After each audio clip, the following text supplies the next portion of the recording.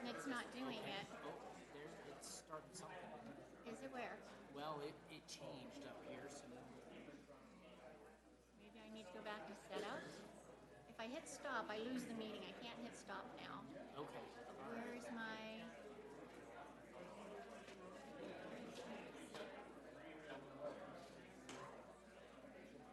That looks good.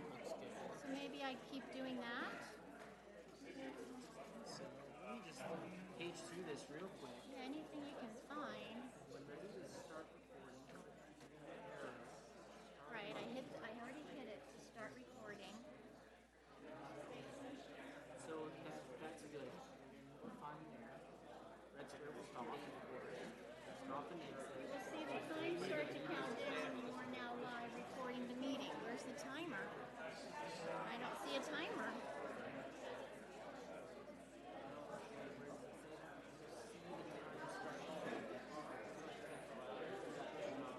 Oh, it's right there. There's the time counting Oh, okay. down. So if I close this, So I think actually we're where's doing my it just connection? right. I should be able to see what I'm switching back and forth to. Oh, does it usually show up Yeah, there? it does. That's my problem. So what this says here is to do what we were just doing. It says to go set up and click auto video and then viewer box will come up where you can see the camera public will see there. And it says make sure volume of your laptop is on. Can we try that? Where's my volume? So I think you were doing it right. I think you just, to see what you need to see, I think you just go to setup and you click audio video preview and then that lets you see what the public is seeing. That's what this is. And it's running, so it is recording. Yeah. And it's 6:58. I must be okay. set, huh? Yeah, And then when I change it, and when you change it, that will change what this is seeing. You just don't With want to the change delay. it too fast. Yeah. 'Cause it's a delay. why is it so close? Switch your chair. Oh, yes. Now that I Thank you. don't know. Thank you. Probably adjust that with the zoom in and out buttons. Like this? That probably zooms it in. It's not changing it. Oh, wait. Oh, give it some time because there's a lag on that too. So zoom out. What do you think? Yeah, probably zoom out on that one. Maybe so that all the people can be seen.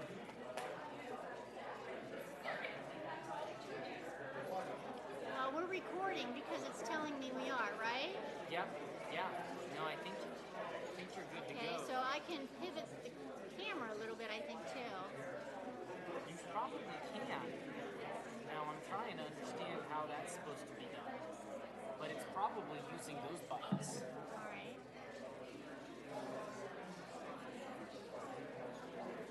Oh, yep, there it goes.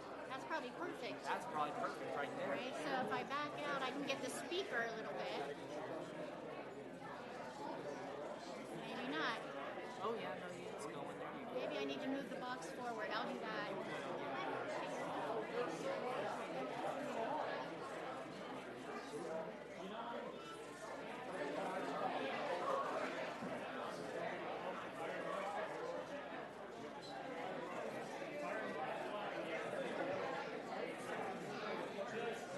All right, we're in business now. Thank you. Very good. Very good. No, I think I'm good now. We're recording just because it was convenient to test it, so we are recording now. And I'll go get the attendance roster. Yep.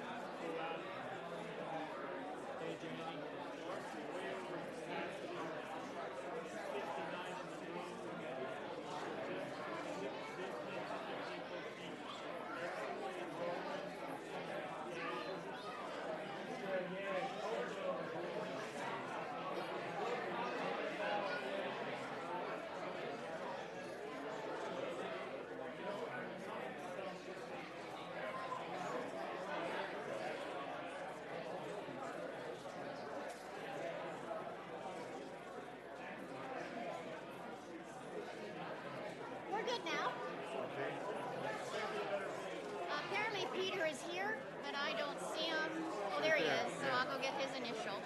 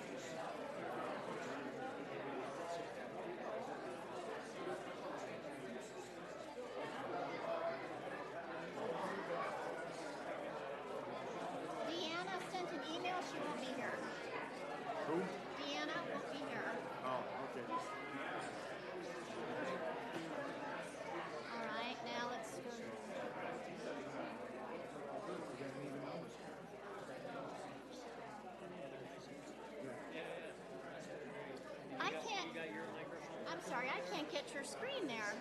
You can't do it. What do you want to do to it? It should be giving me that screen information unless I need to hook up. I don't know why I'm not getting that screen. That's odd. I don't know why.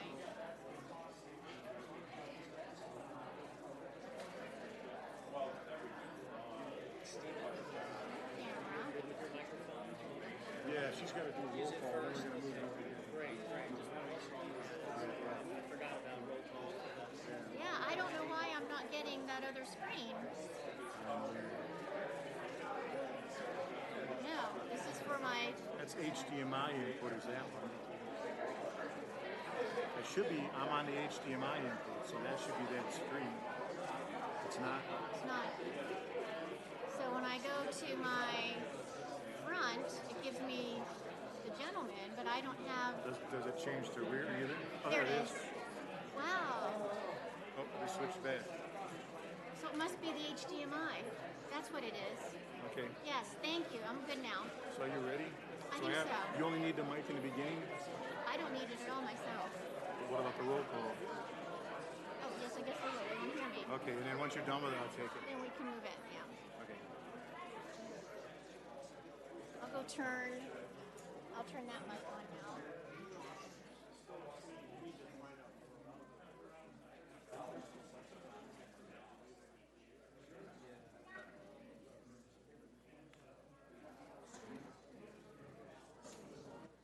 Second is on, but I'm going to mute it.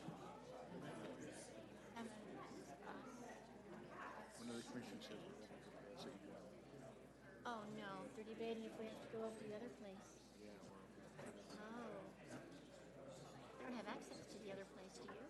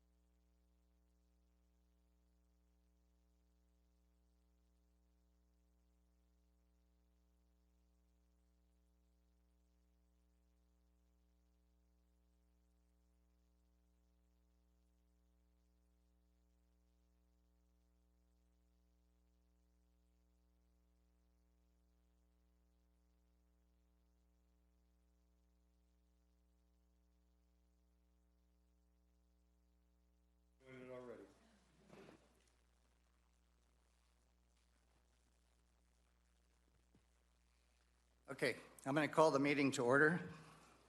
And we start our meetings with a prayer and the Pledge of Allegiance.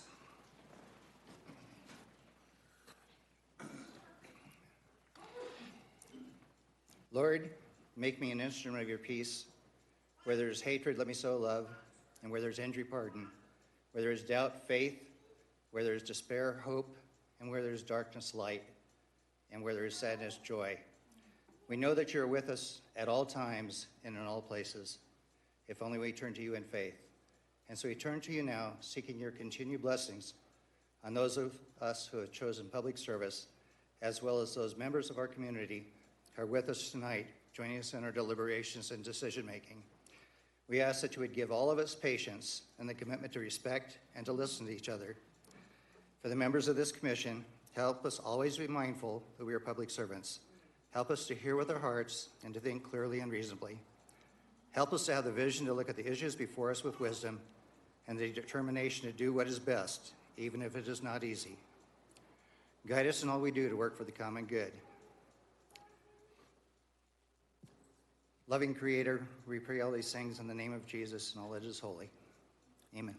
Amen.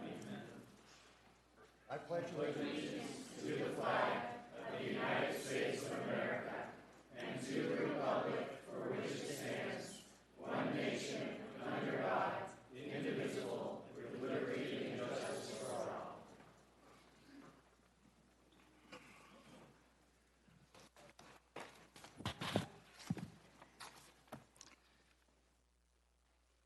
Okay, may we have the roll call, please? Peter Hugendijk, Present. Danny Wilcox, Van Sands, Dwayne Owens, Eric Carlson, Mike Buck, Roger Burton, Kevin Kirkwood, Deanna Schott-Grace, absent.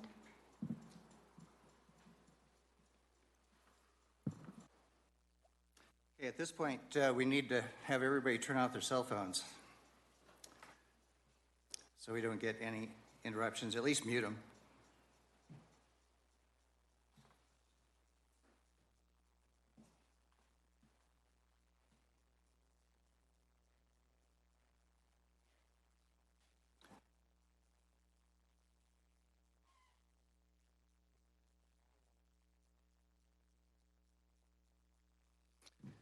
Okay. Do we have a staff report on the county commissioners' actions pertaining to matters of this board?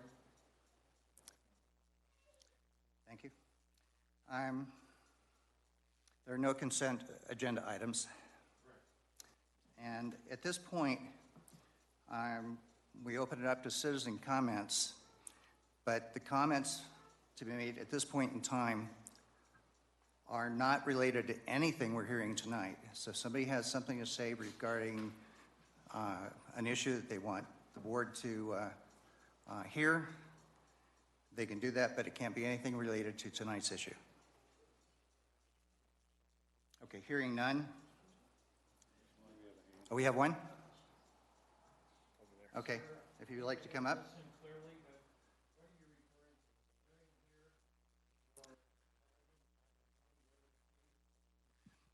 Now, whatever we're hearing tonight related to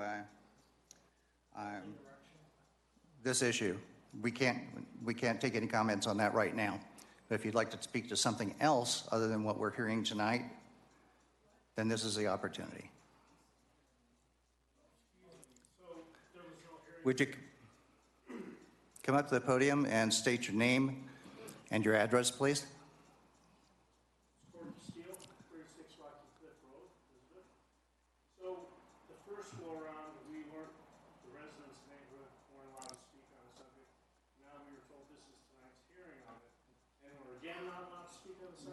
No, hold on a second. No, wait a second. Okay, well, you will have an opportunity to speak on this subject tonight, but this particular point in time is for something else. Okay, I got you. I did not, I think that was what we were Okay, very good. Well, hearing no comments, We'll go on to the approval of our meeting minutes. We have the May 16th meeting minutes. Are there any? Okay. Has everybody had a chance to review them? Okay. Any issues? Okay, I would entertain a motion for approval. I'll move to approve the minutes for that previous meeting. Second. Okay. Ryder seconded and Danny made the motion. All in favor? Aye. Okay. The meeting minutes for May 16th have been approved. So the public hearing process that we're going through, just to give you an idea of what's happening, this matter requires this body to conduct a quasi-judicial hearing, which means the body must find facts and base its decision upon the application of the adopted regulation, standards, criteria, and the competent, substantial, and material evidence received during this hearing. So all testimony must be competent, on topic, and not repetitious. So just to give you an idea, whatever we do tonight, whether we approve it, disapprove it, or whatever, it still goes to the BOCC, the Board of County Commissioners, for their next meeting as scheduled. Okay, so I'm going to open the public hearing, and if we could have the staff presentation, please. Good evening. I'm Stephen Hayes, Planning Manager with Elbert County Community and Economic Development Department. This is an appeal from an administrative decision of a site plan for the Reformation Church, case SP 220061. I'll refer you to the screen. This request is to appeal the administrative decision to deny a site plan amendment for a 20,400 square foot commercial warehouse office at 489 Rocky Cliff Circle, Elizabeth, Colorado. The applicant was Chad Roach for Reformation Church. The appeal request was made April 28, 2023. The hearing notice requirements were met with a sign posted on the site, mailed notices to the surrounding area. Details of the administrative decision are: an outbuilding was requested to store and sort clothing from a twice-a-year clothing drive and to store books. The building would be a barn garage-like. It may include a restroom. It was not intended to be a gathering place. The request was later modified to provide office flex space for future ministry efforts. The applicant later added occasional events, weddings, funeral receptions, and other gatherings. The findings at that time were: per the Elbert County zoning regulations, the proposed land use, warehouse, storage, and distribution, office, event center requiring non-residential zoning, such as commercial, business, or industrial. This lot is zoned RA1, residential agriculture. 2, the proposal is a change and expansion from what was originally approved by the Board of County Commissioners. 3, the proposed plan does not meet all the Elbert County zoning regulation approval criteria. The decision on 4/24 was denial. The application has not satisfied the approval criteria for its application type. 489 Rocky Cliff Circle is located north of State Highway 86 and immediately west of County Road 3 near the western edge of Elbert County. The Rocky Cliff Manor minor residential development was approved in 2003. Reformation Church was built on residential lot 1 in the upper right of this plat. The site is outlined on the photograph. It is located in the Rocky Cliff Ranch residential subdivision. It is surrounded by other residential properties. The property is zoned residential agricultural, RA1, outlined on the drawing. North, south, and west of the property are also zoned residential agricultural. The light green land shown on the map is agriculture, and to the east are Stage Run and Cimarron residential subdivisions. They're the larger orange areas on that map. The original approval by the Board of County Commissioners was for an 8,000 square foot church. This is what was presented at the public hearings in 2011. A 2,500 square foot addition was added later. Both have been permitted and built. The approval by the Board of County Commissioners did not change the zoning. The property is still zoned residential RA1. A letter from the church architect in April of 2021 stated that they had completed their plans for the church. The 2,500 square foot addition shall be used to accommodate activities that shall expand opportunities. The addition includes fellowship hall, classrooms, a multi-use room for meetings and dinners, and a storage area. They promise no additional parking, no additional patrons. The letter reads, the proposed expansion shall not in any detrimental effects on the adjacent properties. The addition was approved and building permit issued. There was no mention of a proposed 20,000 square foot warehouse. In 2022, there was a new plan, and there was a proposed commercial warehouse. This is the site plan. This 2022 air photograph shows the completed buildings as approved and consistent with the original Board of County Commissioner approval. Other than the parking lot, the buildings approved and built for the Reformation Church appear to be in scale and compatible with the rest of the residential area.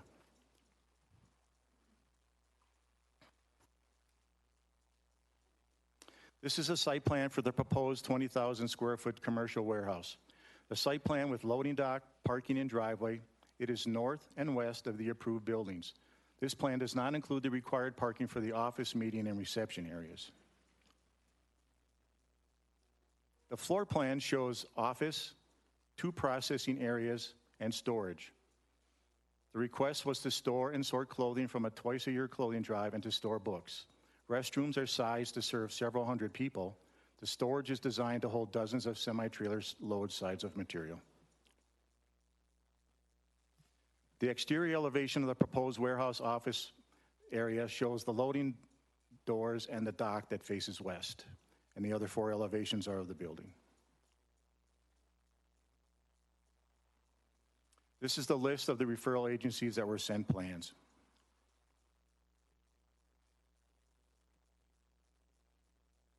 Article 3H4 of the zoning code lists 8 criteria for the commissioners to consider. The 8 criteria are whether the use is in harmony and compatible with the surrounding area and the neighborhood. The Board of County Commissioners approved the church at this location in 2011. The current proposal exceeds that original approval. The site is Lot 1 of the Rocky Cliff residential development, a commercial warehouse, storage, and distribution center and office building with loading dock with the associated trucks and traffic is not compatible with the surrounding neighborhood. The applicant has added an occasional use for weddings, funerals, and other gatherings to the request.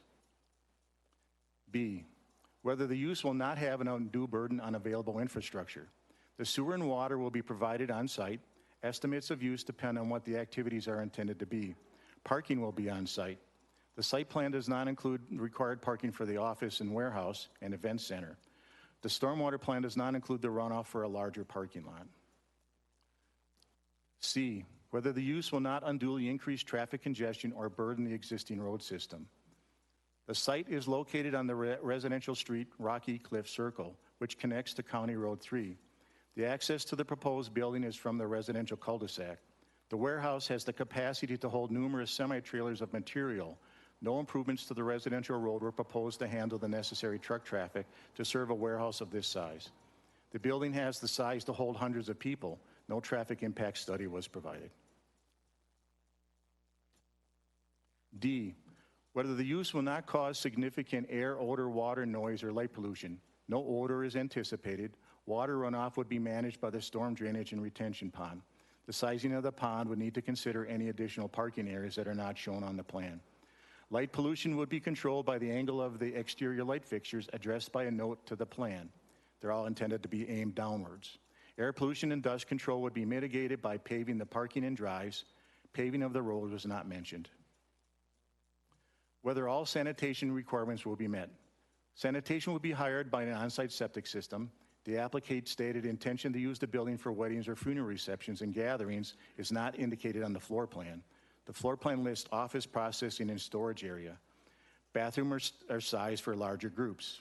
The health requirements for food and beverage service for reception would need to be met. The applicant's recent suggestion to remove the restrooms would reduce water consumption, but then would negate use of the building for human occupancy. Whether the use will be adequately landscape buffered and screened. The plans indicate screening and landscaping. There is a concern about screening of the truck loading dock from the residential neighbors. The plan added trees and shrubs on the north side of the truck area. An expanded parking area and truck loading area would need additional screening and buffering from the neighboring homes. Whether the use will not otherwise be detrimental to the health, safety, or welfare of the present or future inhabitants of Elbert County. The site development plan process is established to ensure that proposed developments comply with applicable land use issues, including but not limited to life safety, circulation and traffic improvements, landscaping, parking, signage, lighting, stormwater drainage, quantity and quality, utilities, and community impacts. This size of building will allow occupancy of hundreds of people, and the warehouse will hold large truckloads of material. If located in a commercial area, these activities can be mitigated. On a residential lot, off a residential cul-de-sac, in the middle of a residential neighborhood, a large commercial building with truck loading docks would be detrimental to the neighbors. The proposed building would exceed by a large measure what was originally approved by the Board of County Commissioners. Most of the proposed uses fall into the commercial zoning classification, are not permitted in a residential zone. H, there are no applicable supplemental standards.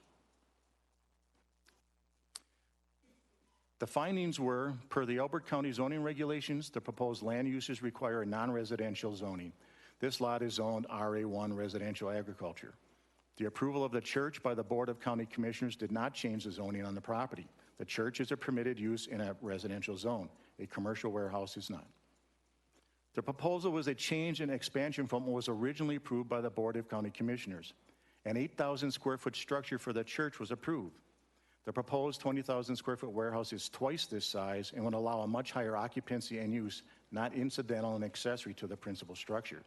It would triple the building square footage on the site, out of scale with the residential neighborhood, and in excess of what was considered by the Board of County Commissioners. For example, the 2,500 square foot church addition was found to be consistent with the original BOCC approval, was incidental to the principal building, and was approved and issued a building permit and constructed. The third was the proposed plan does not meet all the Elbert County zoning regulation review criteria. While Elbert County is pro-business and actively promoting an economic development zone, the zoning regulations specifically exclude platted residential subdivisions or existing residential plan unit developments from commercial development. Residential neighborhoods were to be protected. This lot is on a platted residential subdivision.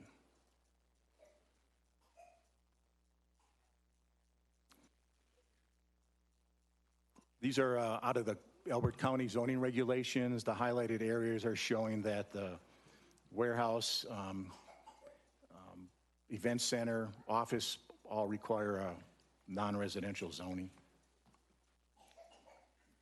This section of the zoning regulations indicate the intent by Elbert County was not to allow conversion of property within a platted residential subdivision to be used for commercial. It says that they are excluded.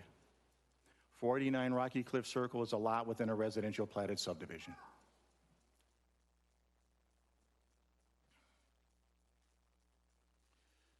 Community and Economic Development recommends that the Planning Commission find the following. The proposal does not meet the criteria for approval in the Elbert County zoning regulations. It's not allowed in a residential zone. It's not incidental to the approved use. It's twice as large.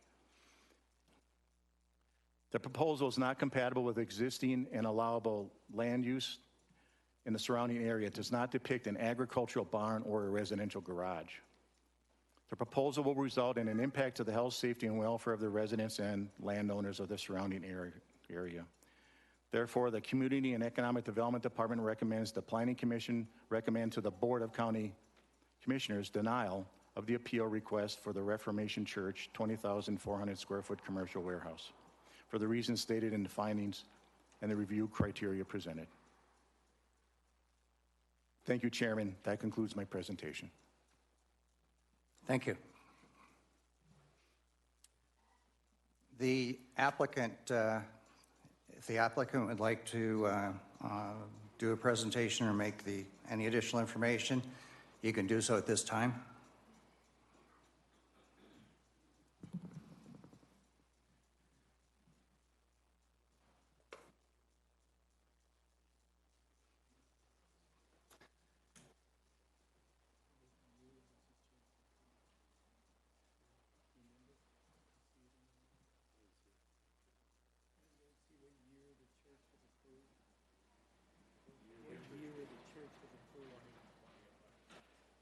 Okay, if you will give your name and address, please.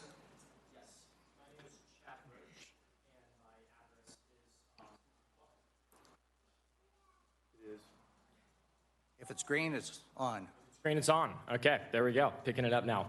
And I'm one of the deacons with Reformation Church. Our address is 489 Rocky Cliff Circle in Elizabeth, Colorado. And I'm here representing the church. I was the original applicant. I'm a volunteer for the church. I'm not paid to represent them or whatever. I'm just here as a congregant that believes in this project. I live just a few minutes away. And kind of representing here our pastors and deacons and just the various folks from our congregation. And appreciate your time and attention this evening.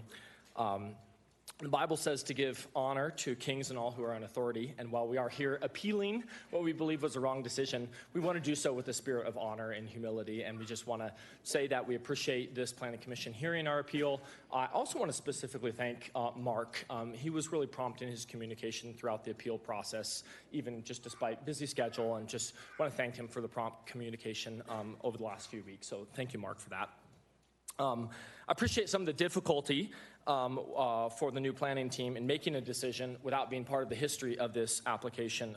Just for context, it was basically within a week of the final decision of this application, give or take, we're basically kind of right in those last few days, where the planning director and the staff planner that had been with us in the process ever since last summer both left the county, and there was kind of a changeover in staff. So that was kind of an unusual thing to kind of go the whole 99% of the distance and then sort of at the last minute change over. And frankly, we were really blindsided by the final decision by the planning department to deny our application. Every piece of communication we had had with the county up to that point in time, with Matt Carney, who is our planner, and with Greg, who was part of the original pre-application and part of that process as a plan manager up to that time, had indicated that we had been conforming with the standards requested. Referral comments were sent out, they were met, they were responded to, and then they were, they were accepted by the county. Obviously, no one said whether or not we were going to get approved. That's not something that any planner staff can indicate. But they gave us assurance that our application was in good form and never found that we had outstanding or unaddressed comments along the way. So I'd like to, if it's okay, just give a little bit of background on that original kind of what we came to the county to propose, because I feel like maybe some of that got lost in translation along the way. And so if it's okay, I'd like to, and I appreciate your patience on that, I'd like to give some background, make a couple points on our appeal, and then maybe respond to a couple of the points that the staff had made. So when we first came to the church, let's see here, we said basically, hey, look, here's what we do as a church. Some of you may know this. We do a semi-annual clothing giveaway in the county. We collect free clothes from residents of the county, and then twice a year, we pick a Saturday, and we give those away to hundreds of residents in the county. It's free, it's volunteer-led, and it's something that we do to bless the county. It's our church's part of just being a part and serving others. You're looking right there at the team, and actually if you were to study that slide well enough and then look out in the room here, you'd actually see a number of the folks. So this is the primary use that drove us to come to the county. I just hope that there's maybe some context that. Another one of the uses that we came is we said, hey, we want to store some books. These are 2 books that were written by one of the pastors of our church. So we produce Christian materials that hopefully encourage people. One's a family Bible study guide on the book of Proverbs. The other is a history of Western civilization, what Jesus did through history there. So that just gives you a flavor. Right now, these books are being stored like in our homes, kind of in garages, whatever. So we're hoping for some more space to be able to store and be able to process those. Additionally, there's no offices in the church. We do have space, but as a growing church, we're rapidly filling that space, as you heard. We can hardly grow fast, which is the Lord has blessed us, and we have recently added a fellowship hall, but we still need more space. None of our pastors have offices. None of our ministry work has any offices. Everybody kind of works from home or, in one of the empty rooms at the church building, but none of them are set up as an office. So we will have a large room for processing. Our goal, just so you can see here, this is our sanctuary right now. In order to be able to do this, we actually have to tear down all the chairs from the sanctuary, move them out, do the work, put them all back in, and then so in, out, set up, tear down. It just doesn't work very well for our church. Kind of wears the volunteers out. So we're looking for more space for that. Yeah, and it wears the carpet out too. We just had to replace the carpet. So just to give you a sense, when we say like a barn, or garage like in nature, or outbuilding type in nature, I want to just give you a sense. The blue area there is unfinished space. It's concrete floor. It's open steel walls. The bottom left-hand space, kind of the more greenish tint, has an unfinished ceiling, but just flooring. That would be the main difference. And then the actual true finished area is the upper left, which is less than 25% of the area of the building. So this is not like this highly finished office complex that is going to run all this commercial activity through it. This is largely a barn with some finished areas, just as depicted there. And just to give you a sense for what unfinished means, that's what the vast majority of the building will look like. That's actually a photo from the group that we would be trying to buy the building from. That's their actual building that they provided to another person and said, hey, you can use this photo. This is an accurate representation. So in terms of kind of what we would say to summarize our appeal, Reformation Church is on a property where a church and its accessory buildings and uses are a use by right. In RA1 zoning in the county, church is an approved use by right. It's not a conditional use. It's not a use by special review. It's a use by right. The application we have provided the county has been consistent from the beginning until now in its adherence to that zoning classification, and we ask that it would be approved. And just to give a couple of points behind that. The first point here is we believe that the planning department has misunderstood the definition of a church and the nature of accessory uses and structures. And to kind of show that here, I just want to run through these definitions. These are pulled directly from the code. A church is a building together with its accessory buildings and uses where persons regularly assemble for worship, and which building together with its accessory buildings and uses is maintained and controlled by a religious body organized to sustain public worship. And then accessory structure is a subordinate structure detached from but located on the same parcel as the principal structure, the use of which is incidental and accessory to that of the principal structure.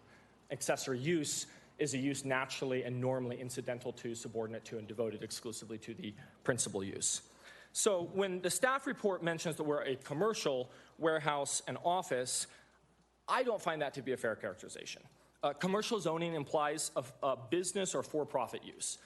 Wikipedia defines commercial property as real estate intended to generate a profit either from capital gains or rental income. That's not what's going on here with the church. The purposes of our application aren't profit motivated. We aren't looking to open up a warehouse or a storage facility or an office complex to generate profit. If a church were to store food and give it to the poor, you could claim that they're a warehouse. If a church gives away food at a food bank, which a church in our county does currently do, you could claim that they're a grocery store. But I would argue that's not a fair or appropriate claim because it misses the spirit of what the church is doing. In the same way, if a church would gather clothes from the community and give them to the poor, it doesn't make them a shipping center or an industrial warehouse park. If a church runs an Awana program, it doesn't make them a rec center. Even if Awana takes up more space than the worship does. So I don't think it's a question functionally of size. It was mentioned, well, it can't be accessory, it's bigger than. But I don't believe that that's the definition of accessory. So if a church hosts a funeral for its members, it doesn't make it an event center. I believe our uses are, in almost every sense imaginable, naturally and normally incidental to, subordinate to, and devoted exclusively to the principal use. I believe we fall under that category of an accessory use with these uses that we've proposed. Everything that a church does has a parallel commercial zoning. Like I mentioned, you could argue that a prayer meeting is a community event, needing a community event zoning, or that a Sunday potluck is a restaurant use. But it just comes into the question of under what umbrella and what is the point behind that? What's the principal use and what's the incidental use? just because we have more office space doesn't make us an office complex. We're a church that needs office space. And there's a lot of churches that have a lot of office space. A lot of churches have a lot more office space than we're proposing here. Now, we are one of the bigger churches, I think, in the area, and probably are one of the bigger buildings. I do recognize that. But I guess I don't feel like that's necessarily a fault that should be held against us as we go through this process. The difference isn't what is being done, like someone sitting at a desk and working. It's why it's being done and who is doing it. Churches do what they do out of a religious and a charitable motivation. They serve, they give, they're the hands and feet of Christ, specifically because they are churches. And sometimes that takes offices and lobbies and open areas and storage and bathrooms to do that. So we do believe that we are a church use and a use by right under the county code. We believe that the project summary claims that we materially changed and modified the application through the process. I think that you probably heard that. We believe that's incorrect. By way of background, like I mentioned, I met with Greg, who was the planning director at the time, and his staff planner, who's no longer with the county, back last year. And we discussed in the original meeting with the county the uses that I have described. In my original pre-app, in the narrative, which is in your packet that was provided to you, I actually specifically described these items, and that's in the packet. In the county's pre-app response to us last summer, they also mentioned them. So there was like we said it, and then they responded mentioning them. You actually see storage, clothing, office, and events all mentioned in the very short pre-app response that Greg and his team gave us. So we aren't being tricky. We aren't like saying one thing and then coming and doing another thing later. These things were said to them and responded in writing. And since the difficulty for all of us here is, right, I was the only one in that room, or like Greg isn't here, like what we're doing is trying to piece that story back together. What did we tell the county, and what was what we disclosed to them on the front side? And then we provided detailed written descriptions of the use in our formal application in October and in the follow-up application in November. So describing those uses, again, listing all those. You won't find any of these uses not in the original application and our second referral comment responses. The project summary in the staff report does say 2 different times that we modified the application. We don't believe that's supported when reviewing the documents. And the reason that I bring this up is not to just like be argumentative, but if this commission does conclude that there's a gray area in terms of what the definition of a church is, or what its accessory uses and buildings are, we believe that understanding the intent and the mindset of the county's planning staff that oversaw this application for 90+% of the process and guided us through that process is important to consider. What did they receive that as? If the county planning department has been treating this application as in good order as it pertains to zoning the entire time up to this spring, then we just don't think that that would be fair to change that just because there's a changeover kind of in the final part of that process. It's curious to me that the current county staff have recharacterized the building. If you look through the packet, you'll find every reference to this project for about 7 months. It was called the Reformation Church Outbuilding through both the referrals and the original public notice process. And then I'll actually, this is an email from Matthew Carney to all the referral agencies back in November of last year, asking for first round response on the referrals. You'll notice his description is a site plan amendment for the addition of an outbuilding to serve as an accessory to the approved religious institution use on the site. That's a different tone to me than the current report. And I appreciate that it's your job as the commission to make the final determination. I'm just suggesting to you that this is why this is so surprising to us, because this is what we were hearing, and now we're just hearing something different. So we submit that to you. In the project recommendation today, it's referred to as the Reformation Church Commercial Warehouse and Office. That's just a very different flavor for that. Now, I respect the fact that it's the planner's decision to rename the project, and I don't fault them for doing that, but I think it's the commission's job to determine if that renaming is merited. And I think it demonstrates that the current planning staff have chosen to treat our application very differently than the prior planning staff on a level just as basic as naming the project with a name that on the face of it makes us appear out of conformance with the zoning. That's not immaterial to me. So I'm going to go to point number 3 here. The intent of the zoning regulations is for the planning department to give guidance on whether a planning submittal is in conformance with the county zoning or needs to pursue zoning modification at the time of the pre-app comments. And I'd like to just pull up this section, sorry for the small font there. This is Article 3, which deals with the intent and purpose of a pre-app. And what I'll highlight is that just that first sentence there, prior to the formal submittal and review of the applicable land use applications, an applicant shall meet with the CDF department staff to determine the applicable zoning and subdivision process for the specific development. Then CDS will review the procedure and submittal requirements necessary to process. The review by the staff is intended to provide the type of information that will assist an applicant in making key decisions about the development prior to making an application. The pre-app will also assist the applicant in gaining a more thorough understanding of the county's process and issues relative to the land use request. There was no comment made regarding rezoning on this project until after the end of the second referral. So there was just no comment from the county at any point regarding a rezone of the project.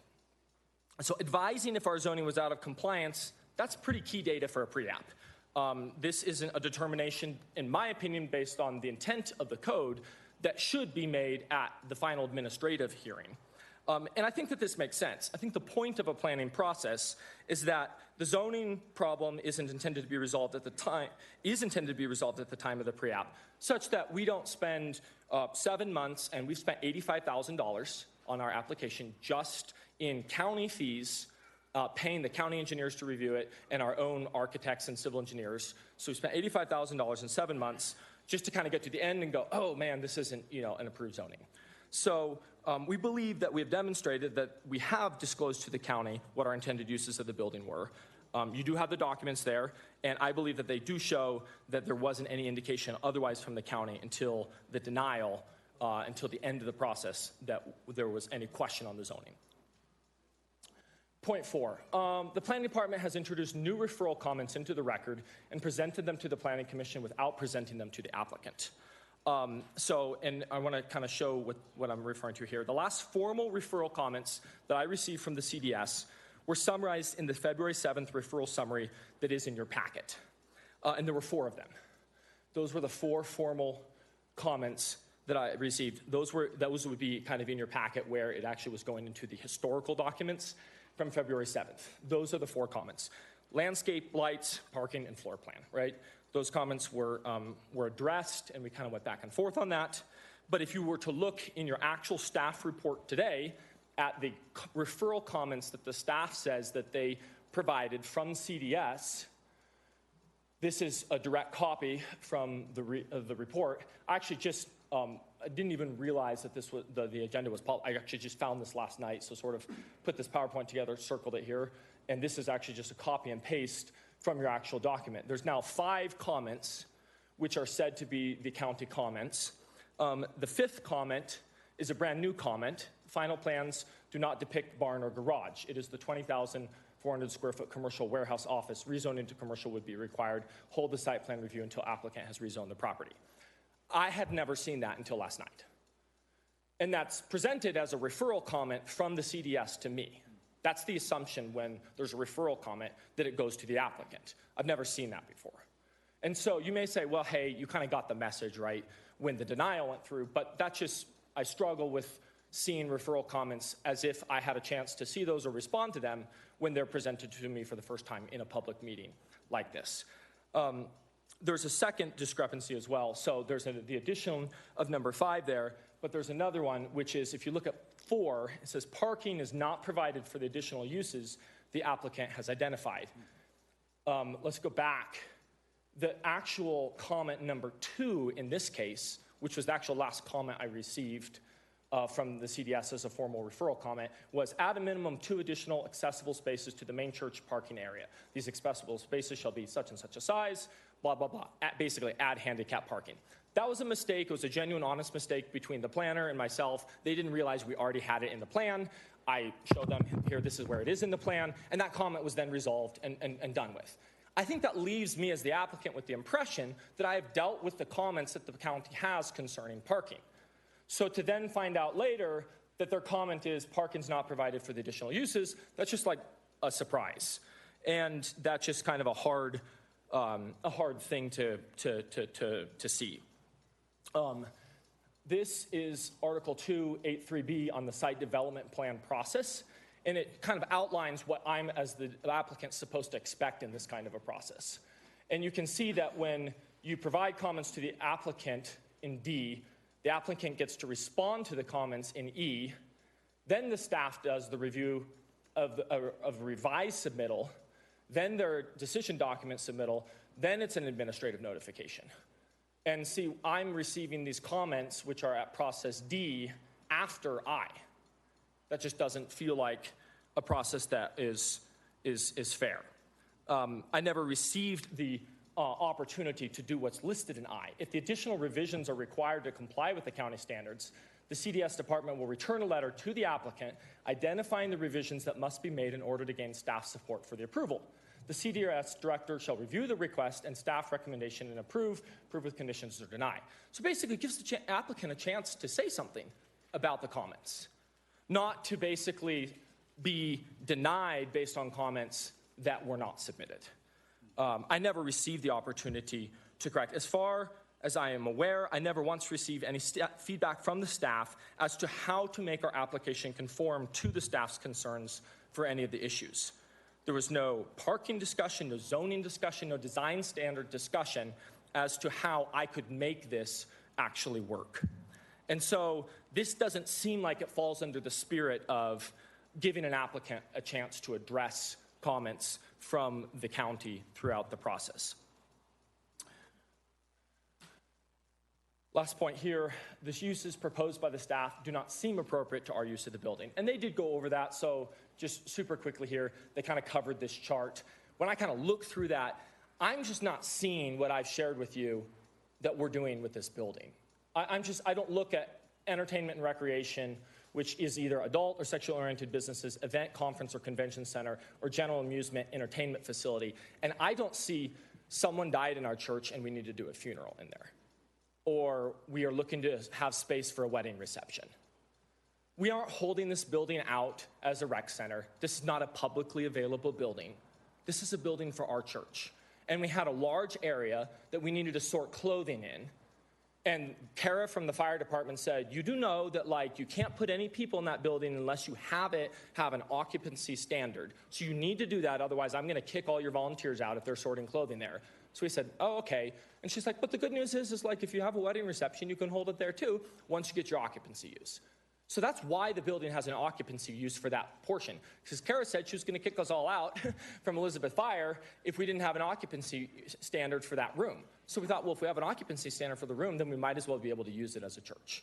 That seems reasonable to me. I'm just not seeing that we're an office building. You can make your own conclusion on that. I just kind of offer that up as a thought there. The clothing drive, we already have hosted a clothing drive for years. There's been no complaints of zoning violations during that time. I'm sure some of the neighbors would appreciate it if we didn't. It's 2 Saturdays a year where we have people come onto our property and we give them free clothing. And I think it's a blessing to them. But we haven't received zoning violation complaints. This building doesn't actually change the use of the property in terms of the number of trips. These people come anyway. We've just done it outside every year where we had good weather. And in the years where we have bad weather, we have to rip out all the chairs at the sanctuary and do it inside. So there's not really a change of the use in terms of trips, traffic impact by doing our clothing drive in this building. It's just that we're actually getting to have a space that really more fits what we're doing there. So it's actually a reduction of the traffic impact if we can keep the stuff there, because right now the problem is all the materials that we use for our clothing drive are actually stored in all of our members' homes because the church doesn't have any storage. So actually my barn right now is completely filled with all the racks and the things that we need to do, the hangers for the clothing drive. So I would enjoy getting my barn back, but I can't do that unless the church has some storage space, right? So that's kind of what we're trying to accomplish here. I appreciate your patience. I would like to just briefly respond to some of the staff's review criteria, which was in your packet there. They kind of read that. It wasn't up there on the slide, and I didn't have it on the slide. But they mentioned that the Board of County Commissioners approved a church in this location in 2011, and the current proposal exceeds that original approval. I'm confused by that statement. That was a direct quote from their point A there. The report says that it exceeds the original approval of the BOCC. The question at hand is not whether we have a different site plan than the BOCC originally approved. That's the point of a site plan modification, right? We know we're proposing a different site plan, so we're coming and proposing a different site plan. A site plan modification is supposed to modify the current site plan for a property. Otherwise, why would it go through the process? I think the question is have we met the requirements related to that site? And if so, we're a use by right and we ought to be approved. So the fact that we've exceeded what the Board of County Commissioners said we could do, not really. We're a use by right. A church is use by right in RA1 zoning. And the question is this incidental to and an accessory use to our primary use? I think that's the question. Not did we do something more, are we trying to sneak around what the BOCC let us do? There was a question, point B, whether the use will have an undue burden on available infrastructure subject to mitigation. And there was a comment there that the site plan doesn't include the required parking for the office, the warehouse, or the event center. And the stormwater plan doesn't include the runoff for a larger parking lot. Well, our engineer did do all the calculations for our parking lot. It was the parking lot that was considered to be appropriately sized by the planning staff in accordance with the use, and it's what they sent out for public comment and considered a good application in due order. And so we can't be required to detain for a larger parking lot than we were required to do. We were required to detain for the parking lot that they said met the parking standards of our building. And that was Matthew and Greg's finding when they sent us out to referrals. We did meet the parking standards there. So I think the criteria is implying we don't meet all this criteria for event centers, rec centers, warehouses, office buildings, but that's not the standard we were held to. We were never informed that this was out of conformance with the zoning. We were supposed to be held to the standards of an outbuilding for a church, which is what Matthew had said in his original email. This is an incidental use for a church. That was the standards we were held to, and we did meet those. So I think most of the review criteria that you saw that indicated we were out of conformance was based on the assumption that all the uses changed and now we're out of conformance with rec center standards and office standards. But I just argue that that's not really what we're supposed to be held to. There isn't going to be a significant traffic impact on this. There was a comment made that there was no traffic study conducted, right? There was no traffic study required by the county. We specifically asked Matt and Greg. They said no. They sent that in the planning. They sent us a specific checklist of the things that we were supposed to see. It was in your packet, and a traffic letter was not on there. So they concluded that, that there was not going to be a significant enough traffic impact to merit a traffic study. And they said that, and then the engineer, Chris Hopkins, who represents the county, hired by the county to do his review of the application, made the following comment in November. It's in the notes in your packet. It says, "Hi, Matt," referring to Matt Carney. "Attached are our comments. They didn't provide a traffic memo, and based on the applicant's description of the use in limited vehicle trips, we don't believe a traffic memo is necessary." So I guess I just say, if the county wanted a traffic memo, we would have been happy to provide one, but they didn't, and that shouldn't be held against us at this point in time. We were considered in due order, in good order all throughout the process. And I want to be a good neighbor, right? So if the question is like, oh, Chad, is this like a commercial shipping hub? Are you guys turning this into an Amazon warehouse or a grocery store or Macy's? You know, the question, here's how I would summarize the traffic. The building will almost never be used on a Sunday. It will be used lightly throughout the week. Most of the gatherings in the building, like a twice-a-year clothing drive or an occasional funeral, would simply just move from the main building, where we have to tear down our chairs, to a side building where we don't have to. So it's not going to change the traffic impact on the site considerably. Yes, will there be some additional use of the building throughout the week for other things that could generate some traffic? Yes. But if I had to guess, we would probably see a single-digit number of trips per day on average due to the outbuilding throughout the week, which means that the peak daily traffic impact on this building would be less than 10% of the site's current peak daily traffic impact. So this is not a material adjustment to the current traffic being generated by the site. There was a comment about paving. We have a letter from Matthew here. It says, it was November 15th, 2022. "Chad, I thought I would respond regarding the access standards for your addition. I chatted with Bailey Short in R&B, and she let me know that Class 6 gravel would be acceptable to the access and parking area identified in your site plan." So they specifically accepted our gravel finish because of the low amount of traffic as being acceptable. Now, if the county had wanted us to pave, we would have happily entertained that discussion, and we would have been able to go back and forth, and sure, if that was an important thing, we could have paved that. But I feel like it's being held against us now when it was freely granted and acknowledged as being in order earlier. So I'm going to just kind of go there was some comments made on the septic. We have a septic engineer's letter basically reviewing all of our uses and stating that it's not going to have a material impact on the septic. There was a comment here that health requirements for food and beverage service for receptions would need to be met. But in your comments, you will notice that the county health department affirmed this site plan and said that they had no comments against that. So basically, I guess what I'm saying is we're kind of coming with an entirely new round of review comments here that were never submitted to the applicant and sort of already determined to be in order over the last 7 months. And now it's kind of like, well, this isn't an order and that's not an order. I had actually a whole page here of stuff I was going to explain to you why we are in order on our septic. I don't think you probably want to hear that from me. It's kind of going along already, but like we did do that work. And I feel like now it's kind of like that work is being rewound. So I just kind of want to close by addressing the fact we do want to be a good neighbor. Okay, so it's not me saying like, hey, we have the right to do this. We just couldn't care less about anyone else. We do want to be a good neighbor. We've been trying to be a good neighbor. I think we have done that to some extent, as much as we can. You've seen the surrounding facility here. Just to give you a sense, like if you were to look at the property, if you were to stand in the middle of the building site and look north, east, west, and south, this is what you would see. Pictures the west view, looking west from our property at the residential to the west, that's what you see. The north view, that's a residence. That is the back of house on their horse barn. That, tucked behind the trees, is their house. I believe we are somewhat mitigated in terms of our impact to them on the north side. This is the east view. This is County Road 3 going kind of north and south here. And then you can actually see 86 kind of cutting over there on the right hand. This is looking due east onto County Road 3. You can't even see the county road from here. I'm only standing 6 feet tall when I take this picture. If I climb to the roof of the building, yeah, sure, you probably can see the roof of the building from the road as you drive by. I wouldn't say this is a nuisance use that's going to be bothering everyone in the area. That's just kind of my take. And then the south view here, we're actually buffered from our south neighbor, which is our really only proximate neighbor, by the building itself. So we're behind the building and the playground. In this case, you can't even really see the south neighbor. So just to kind of summarize here, we believe that we are used by right. I wanted to just close, and this is my last comment, with a letter from the pastors of our church and some other pastors in the community. This letter was signed by 10 different pastors and deacons from 4 different churches here in the community.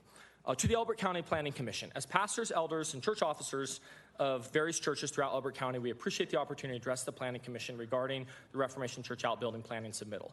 The position that the county has taken is very troubling to Christian churches in this county, and we consider it a significant encroachment on our right to exist freely according to our rights under the county, state, and federal law. It kind of covers the definition of a church, which we've already read. At the heart of this decision is the right of churches in the county to exist as churches have throughout the long and respected history of Christianity. Reformation Church is but one of the many Christian churches in this county that has sought to be the hands and feet of Jesus in proclaiming the gospel and caring for the needs of our community. The church is more than one gathering for worship on a Sunday morning. Throughout history, churches have counseled and cared for their members, reached out to the poor, sick, dying, and suffering, fed the hungry, and brought hope and light to communities through various ministries of speaking and service. Churches have developed programs to minister to children through programs like Awana or Vacation Bible School, providing education through Christian schools and education, as well as many other various children's clubs and youth groups. Churches have long been involved in nonprofit ministry, pro-life causes, and food banks. They've developed libraries of resources and materials that minister to their members. Further, churches are a common, if not the most common, venue for events like weddings, baptisms, funerals, and other significant life-defining events. These events are not only hosted at churches, but are usually heavily led and moderated by church clergy. For the better part of the entire history of Western civilization and well predating the founding of our nation, churches have found themselves at the center of all these activities and more. To suggest otherwise is to undermine the very concept and definition of what a church is. The events and ministries proposed are not novel or unique to any particular church. Every church in this county engages regularly in many of the varied aspects of what it means to be a church. A quick search of the county will reveal food banks, community programs, Christian events, community outreach, resource libraries, and much more. The county definition of a church seems to carefully incorporate the allowance of these ministry uses by the wording accessory uses and accessory buildings. Furthermore, the code clearly states that where a church is an approved use under the land code, it includes accessory uses and buildings, making it a use by right. The uses proposed by Reformation are primarily Christian education materials, largely though not exclusively written by members of the church, and clothing, which is gathered from county residents and given away to poor families twice a year. There's also a minority of space for office and a flex area. The flex area supports the sorting and distribution of the clothing, but could be used for occasional events like weddings and funerals. These events are not fundamentally commercial, and they fall under the kinds of events that churches have done and continue to do to be faithful to the Bible. The above uses encompass the heart of what Christians have stood for. To deny them is not simply inconsistent with the Elbert County's code allowance for accessory uses, but it casts a shadow on the ability of every church in the county to be an active and life-giving part of the community. Government employees should not be allowed to pick and choose which of the church's historic roles the church will be allowed to fill and which ones will require onerous and expensive burdens like rezoning. We would further add that the Supreme Court of the United States has made it clear that federal law under the Religious Land Use and Institutionalized Persons Act of 2000 prohibits governments from restricting a church's right to use and expand their property. The act has demonstrated at the Supreme Court level to restrict local jurisdictions from burdening or unreasonably limiting church structures. Specifically, state and local governments are prohibiting from creating a quote-unquote substantial burden that, quote, arises from the state or local government's formal or informal procedures for making individualized assessments of a property's uses, unquote. This is exactly what the Elbert County Planning Department has done in this case, and we respectfully request that the Planning Commission overturn the erroneous decision to deny the church's application to build their outbuilding. And then it's signed by, like I said, 10 different pastors and deacons from 4 different churches in the county. I appreciate your time. I know that was a long presentation. Thank you for bearing with, and very much appreciate your consideration. Thank you.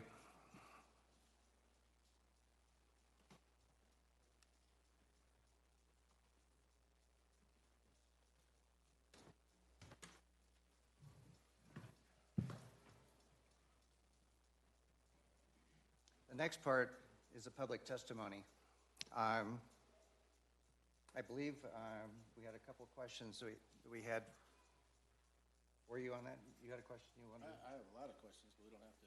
Okay, well, we can do that a little bit later then in our open discussion. Okay.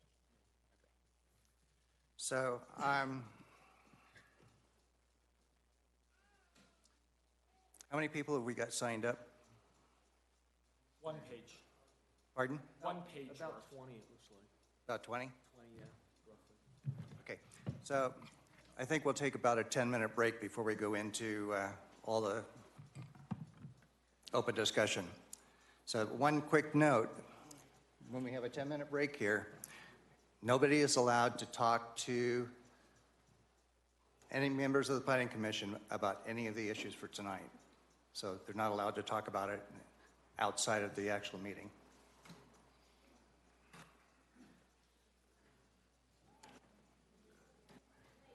It is warm in here, though, isn't it?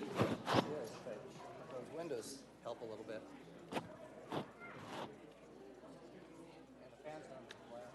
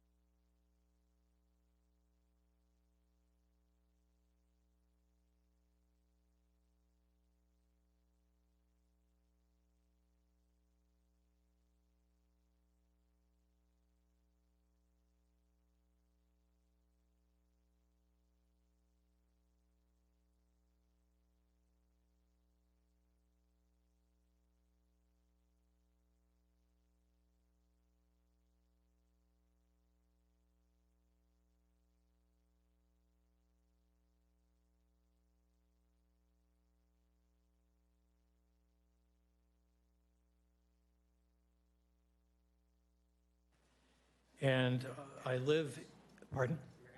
360 Rocky Cliff Road. As everybody comes up, they need to give their name and their address.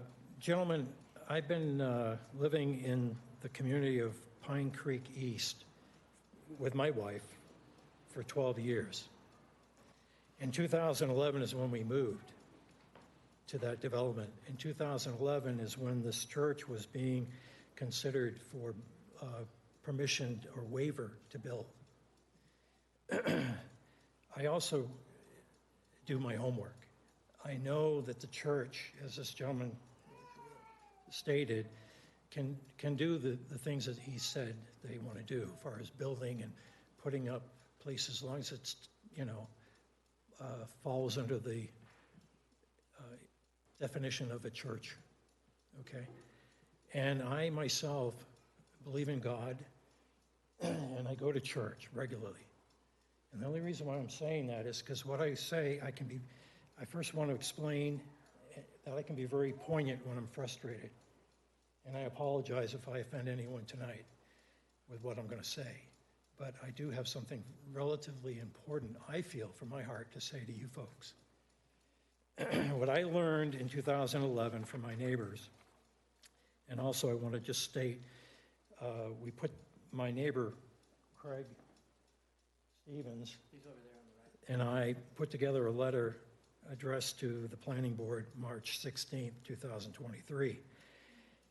And we did this rather quickly because we did not receive any notification from the Planning Board or the county.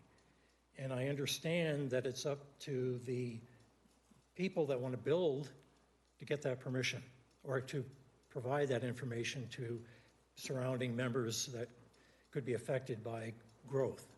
Is that correct? We do have a process for that, but I don't know Well, if the administrative decision includes that. Not to slam baste you folks tonight, I just want to say, with all the growth that's occurring in this county, there should be somebody that is able to send out notifications at least a week, 2 weeks would be great, to come and attend a meeting like this. We had to learn on our own, basically. And that to me is not right. There was a placard put up. I noticed that Monday, indicating that this was going to be an appeal process to this decision by the Planning Board. So that's how we learn, some of us. That's why I'm here tonight, is the fact that, and forgive me, Chad, I don't want to be discourteous to you, but I want to make a point. In 2011, some of the people in my community were at the hearing at that time and opposed it. There were 4 members. 2 of them are here tonight. I wouldn't have opposed it because I think there should be more churches and that believe and teach the Bible and believe in God. But what concerns me is the fact, and I drive on County Road 3, I live off Rocky Cliff Road, and may I get that aerial you had on your presentation put up, please?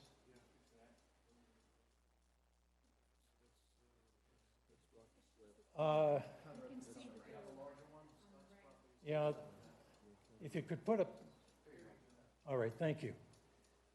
I don't have a pointer, and forgive me. The people that live as my neighbors right adjacent to the church's property are not here tonight because the gentleman's a firefighter.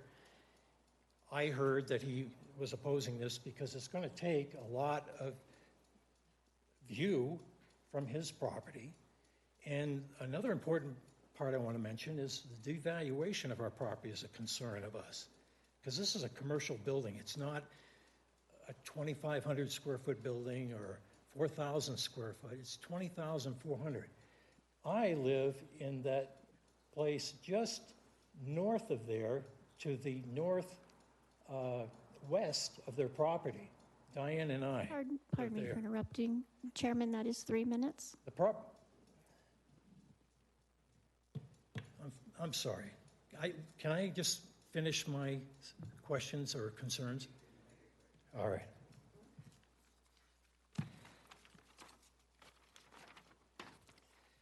My concern tonight as the leadership of the Reformation Church has not been forthcoming with the following.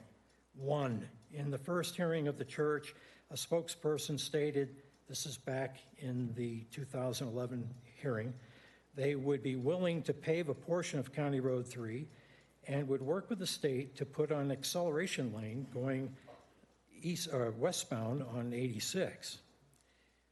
We haven't heard anything. They put on an addition, they're proposing this new building, and we haven't heard of anything about the church wanting to do that. Second, in 2022, there was no notification of the church wanting to expand its building to the resident owners, such as myself, living in the Pine Creek East. We didn't receive anything. Three, there was no notification of the church petitioning the decision of the Elbert County Planning Board, as I just said, for this evening's meeting. We had to learn that on our own. We also didn't learn until before about this large building. What I want to say in my main concerns are, and I might be speaking for some of my neighbors, there's 14 resident people that own homes with 8 acres in Pine Creek East. We are concerned for this building to be erected for the following reasons. One, this is not a fit the scope of a, quote, minor residential development, which is what I learned from the planning board was what our area was considered. Two, and it's only 2 more, sir. Our home values most likely will go down because of this large structure. My property will be seeing, it doesn't butt right up to it, but it's going to take all of the eastern view. I'm going to see this big, huge building.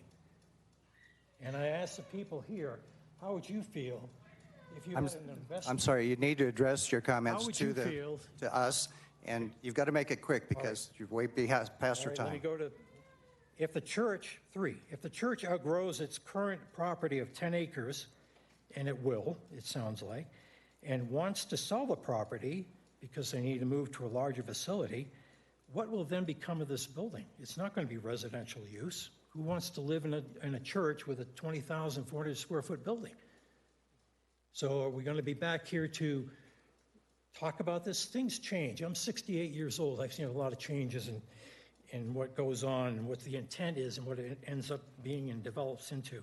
The last point I want to make, the state of Colorado is a sanctuary state. It has $250 million set aside for homeless needs. The money can be used for housing in existing building structures with no opposition for the temporary housing use. So in other words, and forgive me for saying this, but things change. I'm a homeowner, I live there. This, down the road, this could be changed. Okay, we're going to have to cut it off. Thank you. Thank you.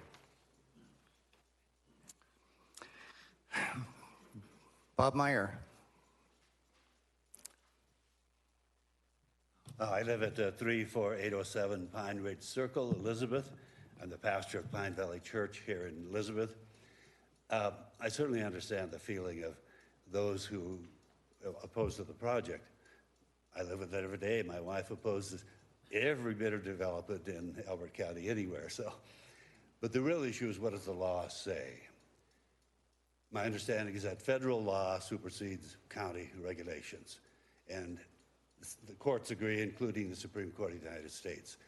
Federal law is very clear. The Religious Land Use and Institutionalized Persons Act, passed by Congress, signed into law by the President, states very clearly that jurisdictions, whether they be city, county, state, federal, may not prevent churches from fully building their property in any way they want to, unless it provides a public hazard. And it goes on to define what a public hazard is. Well, it's not.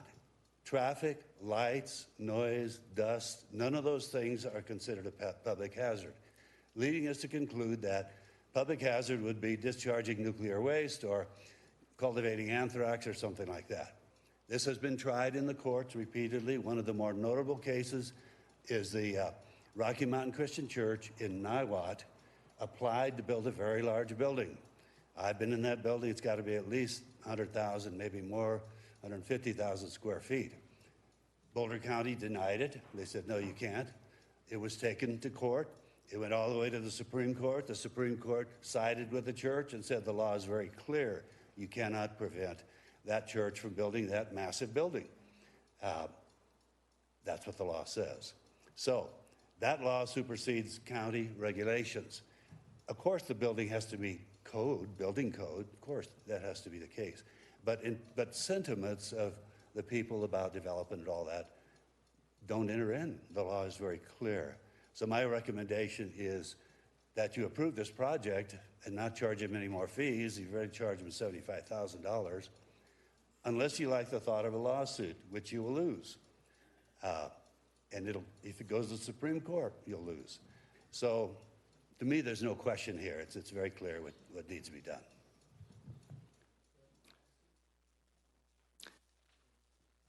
Thank you, Bob.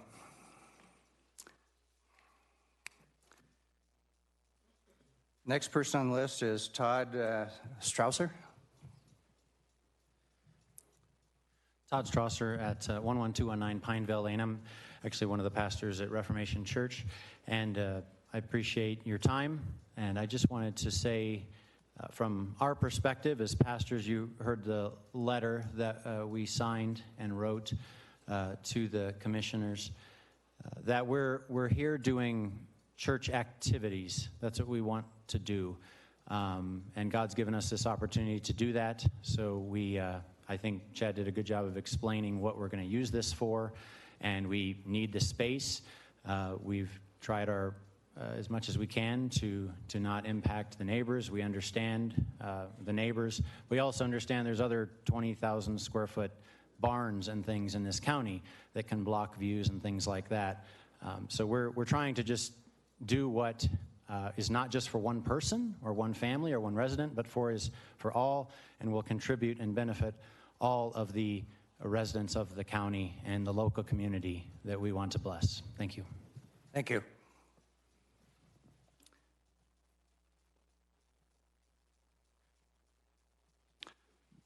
Chad Roach, you're the applicant. They asked me to put my name down. Okay. Okay. You don't want to hear from me anymore. We'll go to Stephen Eden.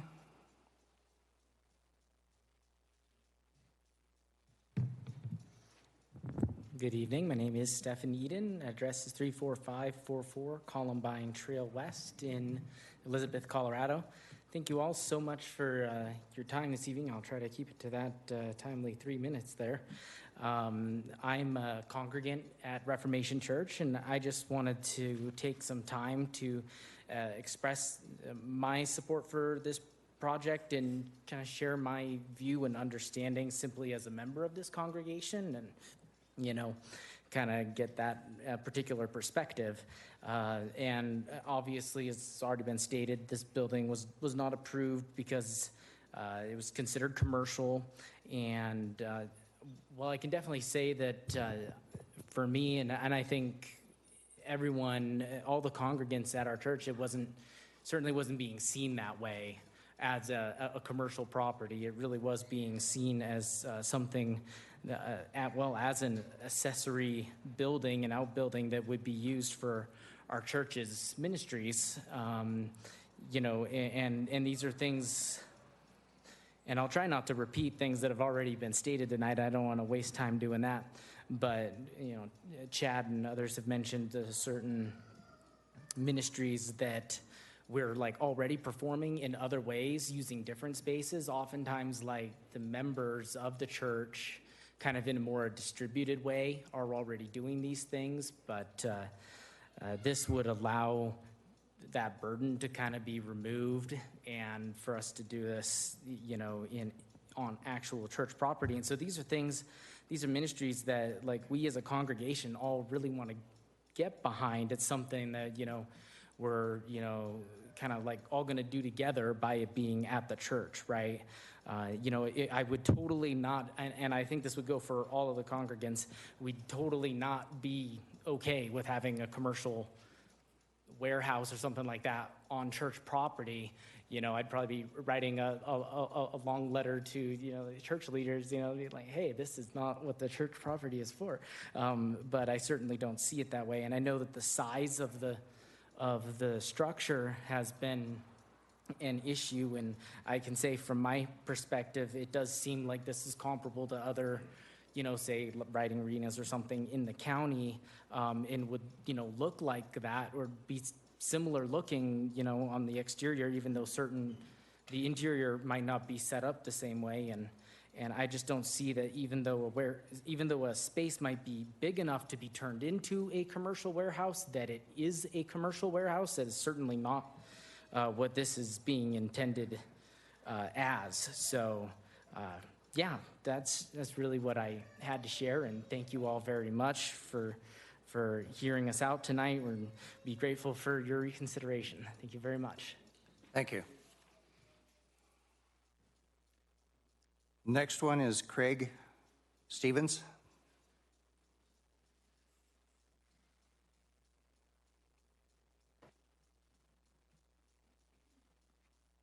Hi, I'm Craig Stevens. I live at 419 Rocky Cliff Road, Elizabeth. I'm just right north of the building they want to put up. A little history, I was one of the original guys at the 2011 meeting. I was the one who gave Mike Bingham, who was on the Planning Commission, I believe he was the head of it, a tour of the area. And at the time, he said it's not a good fit. They were going to deny it. So at the commissioners' meeting we went to, they said, well, we'll approve it if you meet certain or considerations. One was, they said they would continue to be a small community church. They would pave County Road 3 up to the top of the road, at least. They would put research with the Road and Bridge or the state for an acceleration lane westbound 86, and they would have Sunday and an occasional meeting during the week, congregations. It wasn't captured. I got a copy of the minutes. It wasn't captured. But I've got two people here tonight that would be willing to attest that that was said. None of it's been done. So when this come up, we were a little leery. It doesn't pass a smell test. First off, in what world does somebody consider a 20,400 square building an outbuilding? That's the size of a big R. And it says they have the right, but what about the people who live around? I've seen a lot of people come here tonight that don't even live in the area. They live in Elizabeth. We live right there. Joey, my neighbor, he's gonna walk out his door and all he's gonna see is a metal wall. My concern is like fire department. He said, well, the fire department considered occupancy. Well, I came from 31 years on the fire department in Lakewood. They also consider that in a building that size fire suppression. One fire system head puts out 20 gallons a minute at 25 square feet. A residential well won't supply that. So where are they going to get the water if the thing ever gets rolling? And they say traffic study. Where's the traffic study? We say it won't impact traffic? Really? With all the additional things going on, the semis there and this and that and the other? I can't believe that. I'm kind of shaky because I'm not real good at public speaking. I apologize for that. But my concern is a 20,000 square foot building. They say that's what they're going to be used for now, but say 10 years down the road, 12 years down the road. What happens if the money's not there or whatever? Can they turn this into a homeless shelter, an illegal immigrant shelter, a soup kitchen, or centralized storage for multiple churches that are affiliated with them? Nothing's been said. It doesn't pass the smell test. So I guess in closing, I would just say whatever this building's going to be used for, I would like it, considering what happened in 2011, in writing, signed by the church, that this will never happen like a homeless shelter or that kind of stuff. Because things change, like Scott said, things do change. And I've lived out here 32 years, and they change. That's about all I got to say, guys. Appreciate you listening to me. Thank you.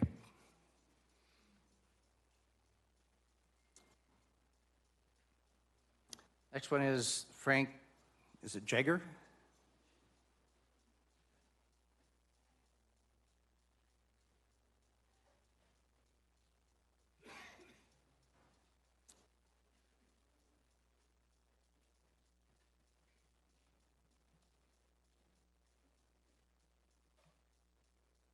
Good evening. The correct pronunciation is Jaeger, like Jägermeister, only I had it first.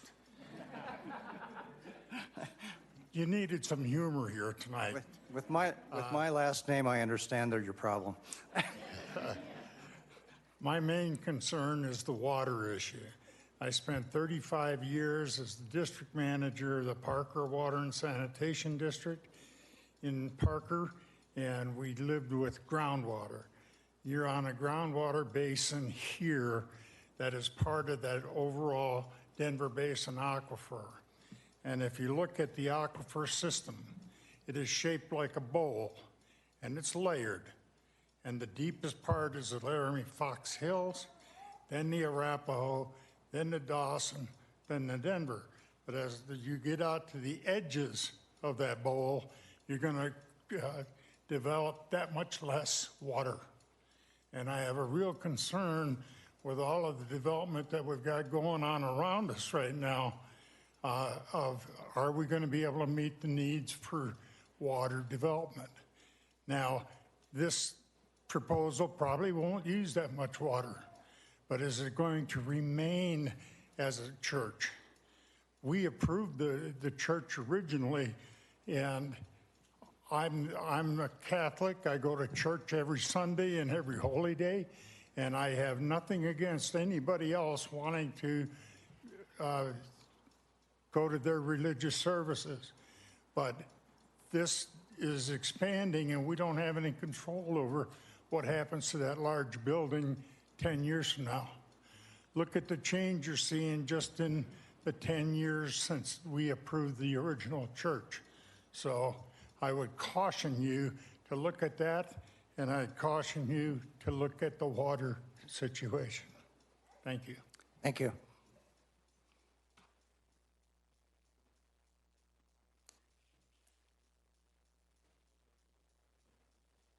Sarah, I can't read your last name. Bryant? Sarah Bryant, and I live at 8189 Kramer Ranch Trail. I'm a member of Reformation Church and have been one of the organizers of the clothing giveaway twice a year. And it's been a joy and blessing to be able to meet many of the families in our community who come. So we've met a couple hundred families throughout these different giveaways, and many of them are in pretty dire straits. There was one family who came whose house had burned down, and they literally needed clothes for their children. And I've talked to several moms whose children are going into a new season and don't have the funds to go buy new clothes at Walmart. There was one young mom last fall who came and was expecting, she was 6 months along and her baby was coming any day. And so we were able to give her a crib and car seat and preemie clothes and the things that she needed for her little baby. And then about, I think it was 4 months later that she called us out of the blue and said that she needed milk for her baby, and she had cancer and needed to have milk to supply during her upcoming surgery. So it's been a real blessing to have these opportunities to connect with people who are in need in our community. And this giveaway that we do is not something that we're being reimbursed for, and we spend hundreds of hours volunteering and investing in. So just wanted to share those stories of local people and appreciate you guys' time and consideration of the building. Thank you. Tim Cashman.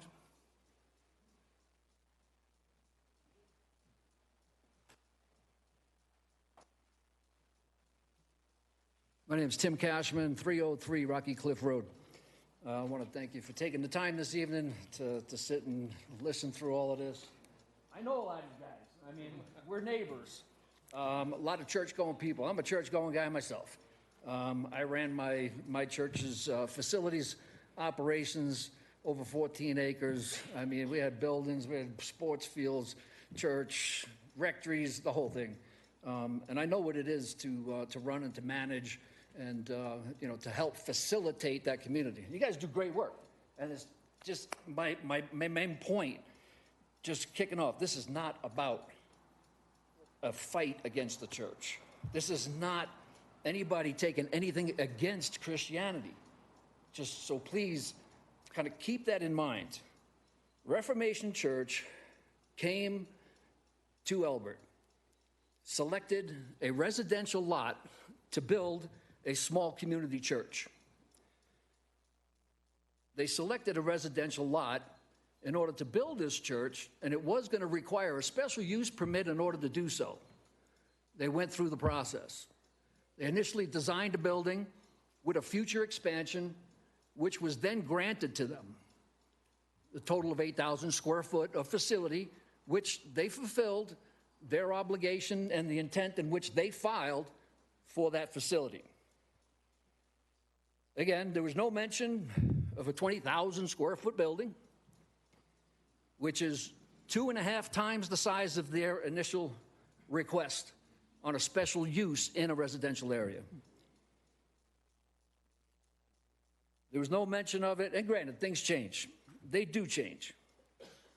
I don't know today that the county would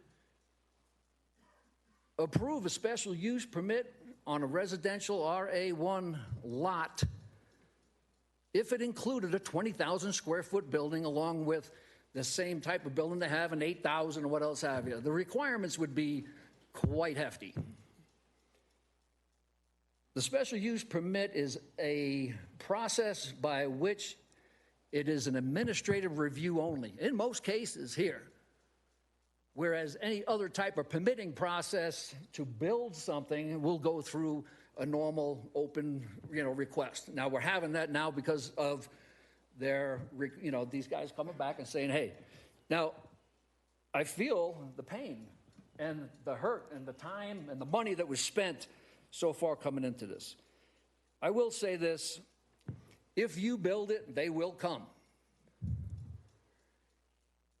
If I built a 4,000 square foot building or I bought a 4,000 square foot residential building and it had a 4,000 square foot unfinished basement in it, I think everybody could guess what would happen to that basement. It will get built. It will get finished. It will be utilized. Do have to keep that in mind. I feel for Scott, his property in proximity just north, moving up on that map from the church is Joe. Scott is immediately to the left. I'm down just before that circle starts, and I sit lower than them. I can't tell you the pictures that I have of Scott's house with the sun rising. I'm sorry to interrupt, but that is 3 minutes. I have like 30 seconds to finish up. This man is going to have a huge building in his backyard. He's a God-loving Christian guy. He does not deserve to have a big, huge metal building built in his backyard in his forever home. I'm never going to see a sunrise again the way I see them from my property. I busted my butt my whole life to get to where I am today. I came out here 4 years ago. I've got a beautiful home, and I absolutely love watching that sun come up. The pictures at 6 foot, that looks beautiful, but take that picture at 10 feet, take it at 15, take it at 18, and take it at 21 foot. I can see the roof of your building, the top 4 feet. Excuse me, you have to address the Planning Commission, and you can't address the... I got you, I'm sorry. So the thing is that this building is going to stand out. You will see this building halfway coming out of Elizabeth, coming down 86. You can't hide it. It is absolutely huge. Please, let's not confuse federal law with requirements of zoning. If you wanted to build a school, that doesn't give you the right to build a school in there. You still have to match the requirements of zoning in order to build that school. Father Joe Carroll, San Diego, he was a guy that just built the church. Now, he built high-rises for outreach communities. And if you wanted to build a high-rise, you would still have to conform to zoning. Your time's up. Thank you. Thank you.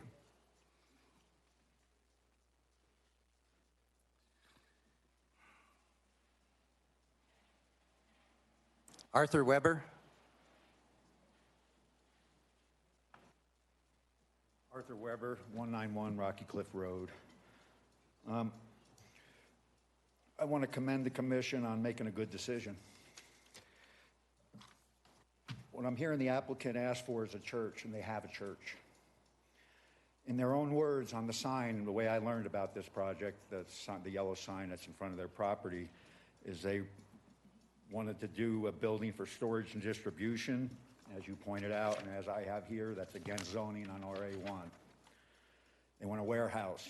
That is not permitted in zoning in RA1, neither one.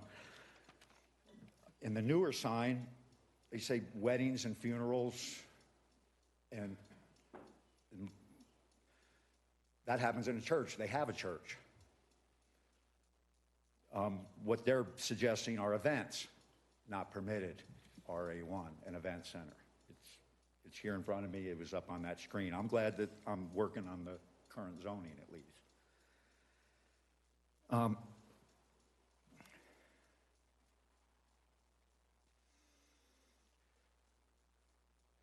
I'm sure there are 20,000 square foot buildings in Elbert County. I think you're going to be hard pressed to find any on a 10-acre parcel. I don't know that, but they're going to be few and far between would be my guess. Again, their own words and their own statements on the signs are very open-ended, church ministry efforts. And that's non-specific, and as Tim pointed out, that unfinished building, who knows what happens to it later. Mr. Roach gave the church address as his, and I don't think he lives there, but they're not building a 20,000 square foot next to his house. So that's easy for him to say.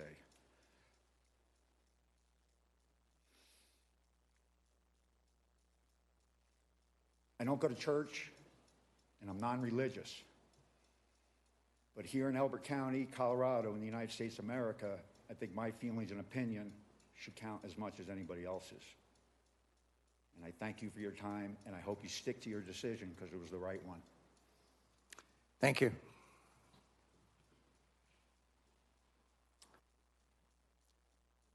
Tom, is it Christensen?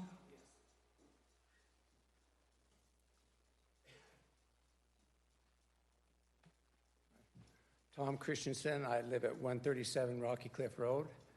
And thank you for listening to us tonight.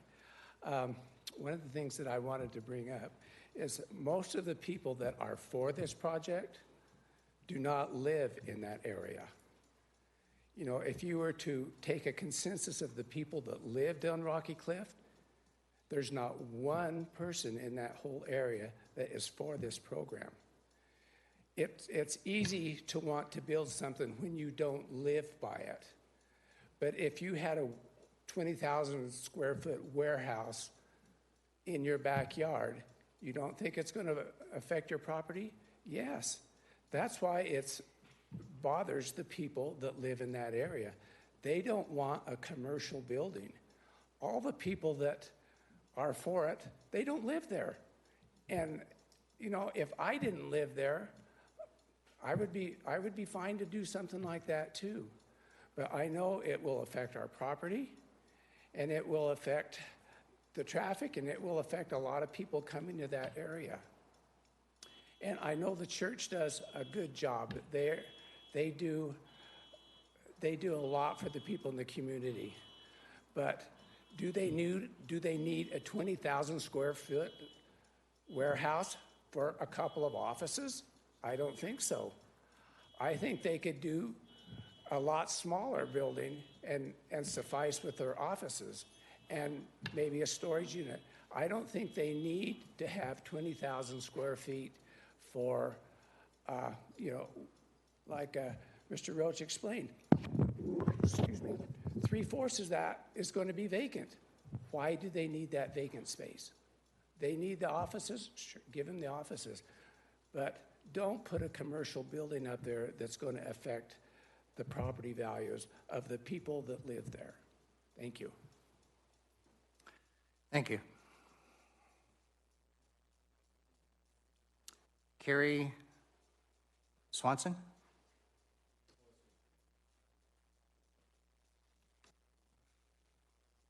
I'm Kevin Swanson, address 4552 Glen Haven Circle in Elizabeth. I'm a pastor with the church. I've been with the church for the whole time, moved into the county 28 years ago, and really do appreciate the county. I think we have abided by our expectations, what the church would be. Several hundred come on a Sunday, 3 or 4 or 5 cars. They're in the parking lot throughout the week, Monday through Saturday. On occasion, we'll have 4, 5, 6 volunteers there, and I expect that to be the same thing in the new building, with an occasional 20 volunteers coming down for the clothing drive or something of that sort. So that's not an increase in traffic. So we're not talking about massive traffic.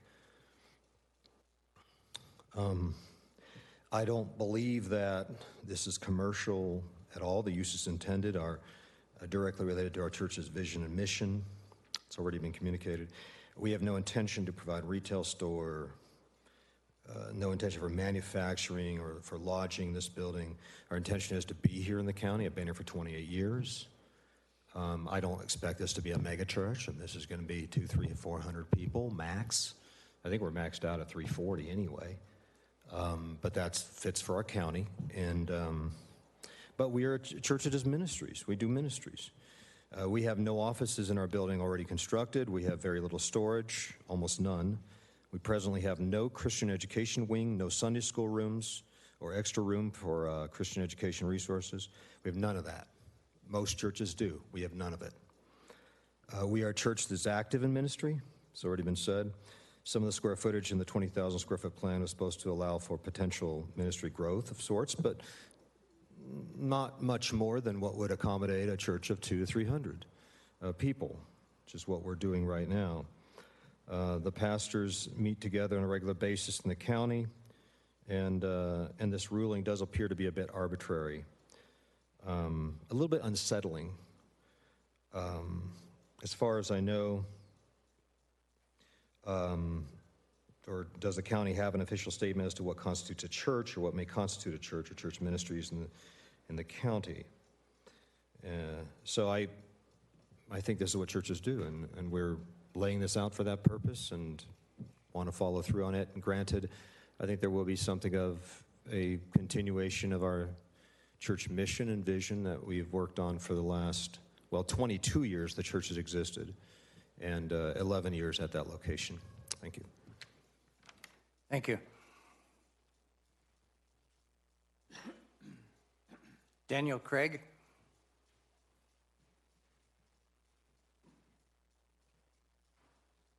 Good evening. My name is Daniel Craig. I'm at 741 County Road 146. I live just north of County Road 3, so I drive by the church regularly on my way home. About a mile away from the church is where I live in the area. I'm thankful to have the opportunity to recently move to Elbert County. I'm grateful for this county and much of what it stands for. Moved particularly to this county because it seemed to be friendly towards churches and the sorts of things that churches do. And so for a number of years, our families, my wife and my kids, have had the opportunity of being part of the clothing drive and volunteering as part of that. And we're anticipating the opportunity to continue doing that. I think one of the questions is, what do you need a 20,000 square foot base building for? What's that going to be used for? What kind of commercial activities? As has been stated, our church does a lot with Christian education and Christian education resources. And I currently have about 30 pallets of those Christian education resources in my basement. And so I hope maybe that gives you a little bit of a sense of the nature of the outreach here. If this was a fulfillment center, I think you can imagine they probably wouldn't be storing resources in my basement. The reason those resources are in my basement is because I'm a member of the church and I participate in this ministry and want to continue to see this ministry flow out of the church, and would love to see the books out of my basement, as I'm sure my wife would, even more than I would. So that's a bit about the nature of the storage there. Like I said, moved to this county because it seemed friendly towards the kinds of things that churches do. And as I've heard the testimony tonight, I have to say that it doesn't seem like a good faith attempt has been made by the county to allow the church to address concerns. And that's probably my main concern here. Is the denial about compliance? If so, then why hasn't the church been allowed the opportunity to address concerns? Or is it a denial about a redefinition of normal church functions to commercial uses? And if that's what's going on here, I would say I too share the concern about the direction of this ruling and the sentiments that expresses about what normally is considered church use. So appreciate the opportunity to be in this county. Very much enjoyed it. Thank you for your time tonight, and appreciate this public hearing process. My kids are learning a lot. Thank you.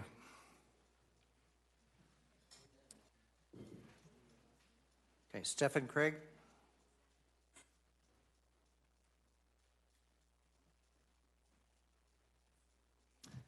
Good evening. I'm Stephen Craig, and my address is 2388 Terrell Way. I'm a congregant of the church, and I'll keep it short here this evening. I have 7 children, and we bought property you just heard from my little brother Danny, and we bought property together just a mile north of the church. And part of the reason we did that was because of the vision of our church to do ministry. As it has been said multiple times, we are a small congregation. We'll never be a large congregation, but we are a small congregation that likes to do a lot of ministry. And that's part of what attracts me to being at Reformation Church. That's part of why I want to own property near the church, so that as I raise my 7 children, we can come down to the church and we can help do the ministry from our church. We see being here for generations, if God permits.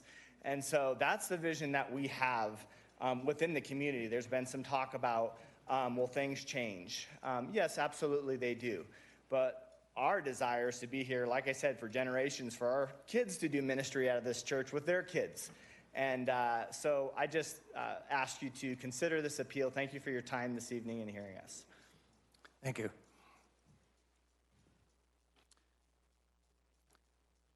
Jonathan Whitaker. My name is Jonathan Whitaker with YOW Architects. I work with Chad and Reformation Church on the submittal. So I'm really just here to answer technical questions, but I wanted to bring up, Chad asked me a question of what, from our perspective as a planner, we work around the state on many similar projects. Was the process unusual in the way that it came to an end with the denial? And what I explained to Chad, and he knows this as he's done many projects, is typically we go through a pre-application process where we meet with the planner, we meet with the team, and we review the project, and we get aligned on a use. And I think Chad followed all those steps. He went through 3 reviews before the use was brought up at the very end.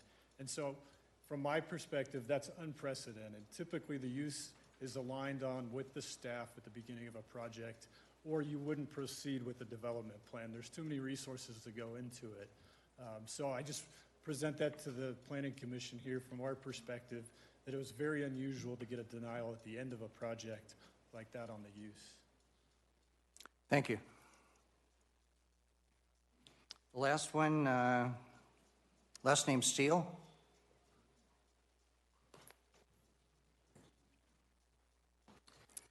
Corky Steele, 36 Rocky Cliff Road, Elizabeth.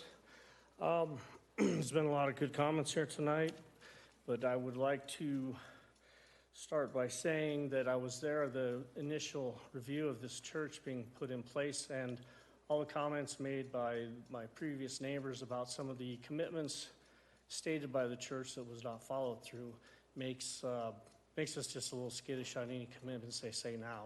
But first and foremost, I think you guys made the right decision in the first place. You had all your bases covered, and I think that was the right turn of events for that. But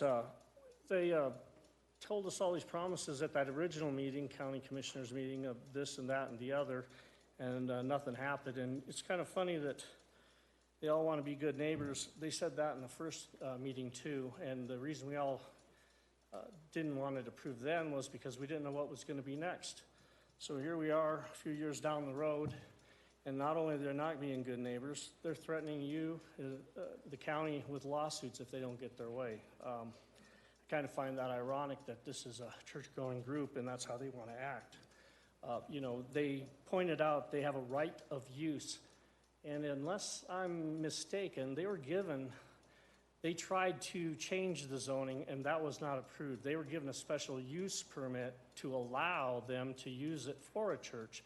There's no right to use. I want to know where is our right to have a residential neighborhood without these people telling us what we will and we can't do. My question is, what's next after this building if they get it? How many more lawsuits and threats are they going to put on your table to get whatever is next? Thank you. Thank you.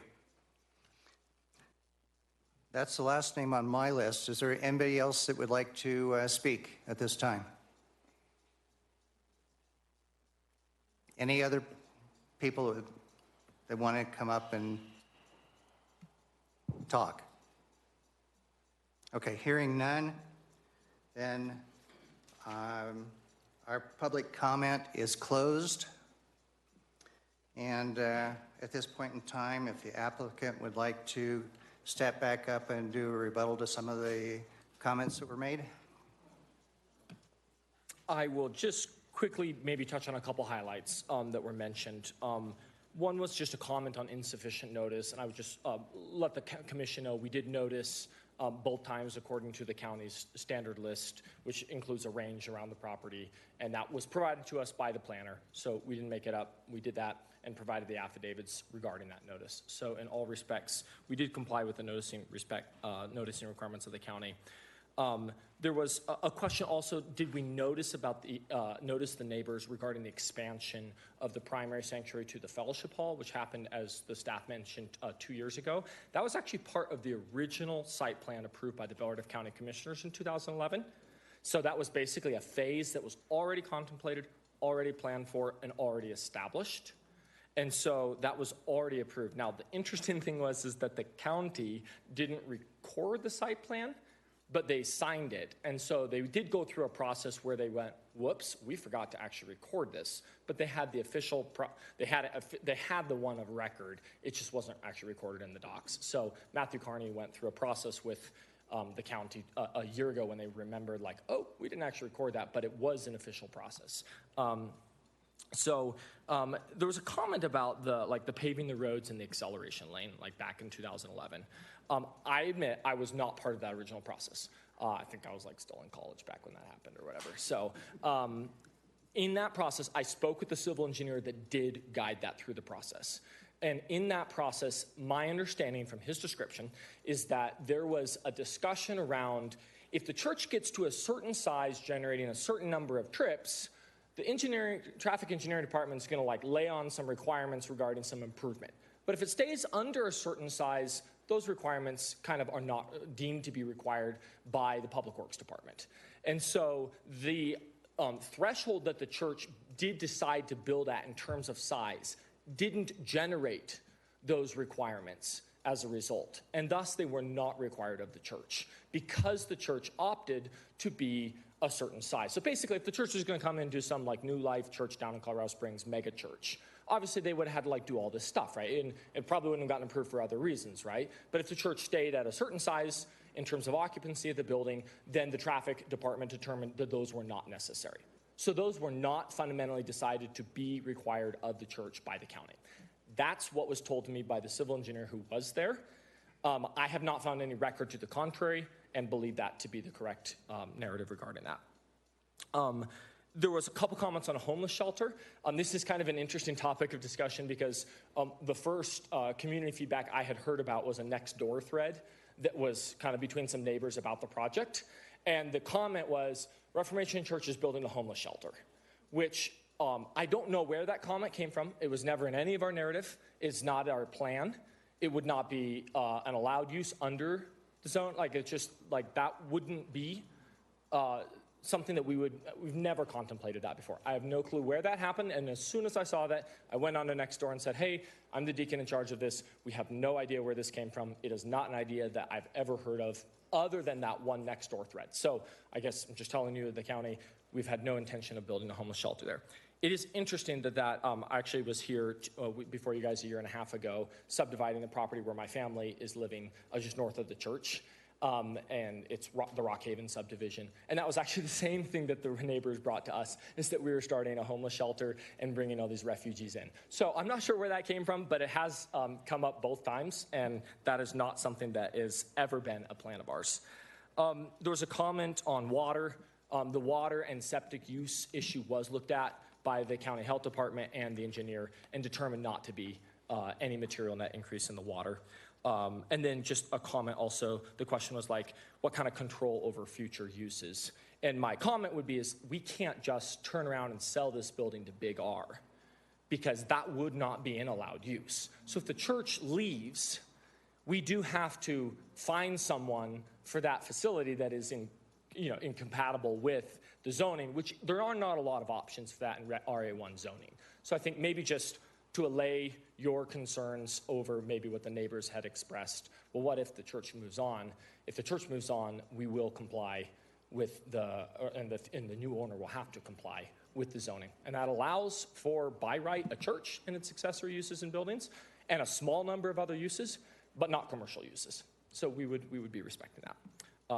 Those were just my comments, and I would be open for any other comments from the commission if there are any. Yes, sir.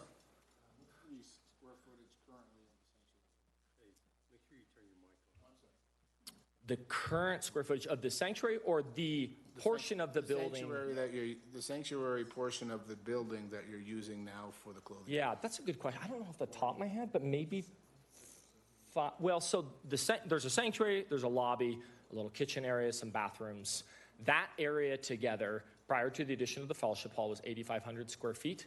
I'm going to guess that the sanctuary is a bit more than half of that, so maybe 7,000 square feet, something like that. I don't know. Yeah, I was referring to the area that was in the picture, where you had the racks of clothing and different things. He's talking about No, he was saying our sanctuary where we were sorting stuff. I don't have that off the top of my head. I didn't bring our old site plan. Somewhere between 5,000, 6,000, 7,000 square feet, something like that. So.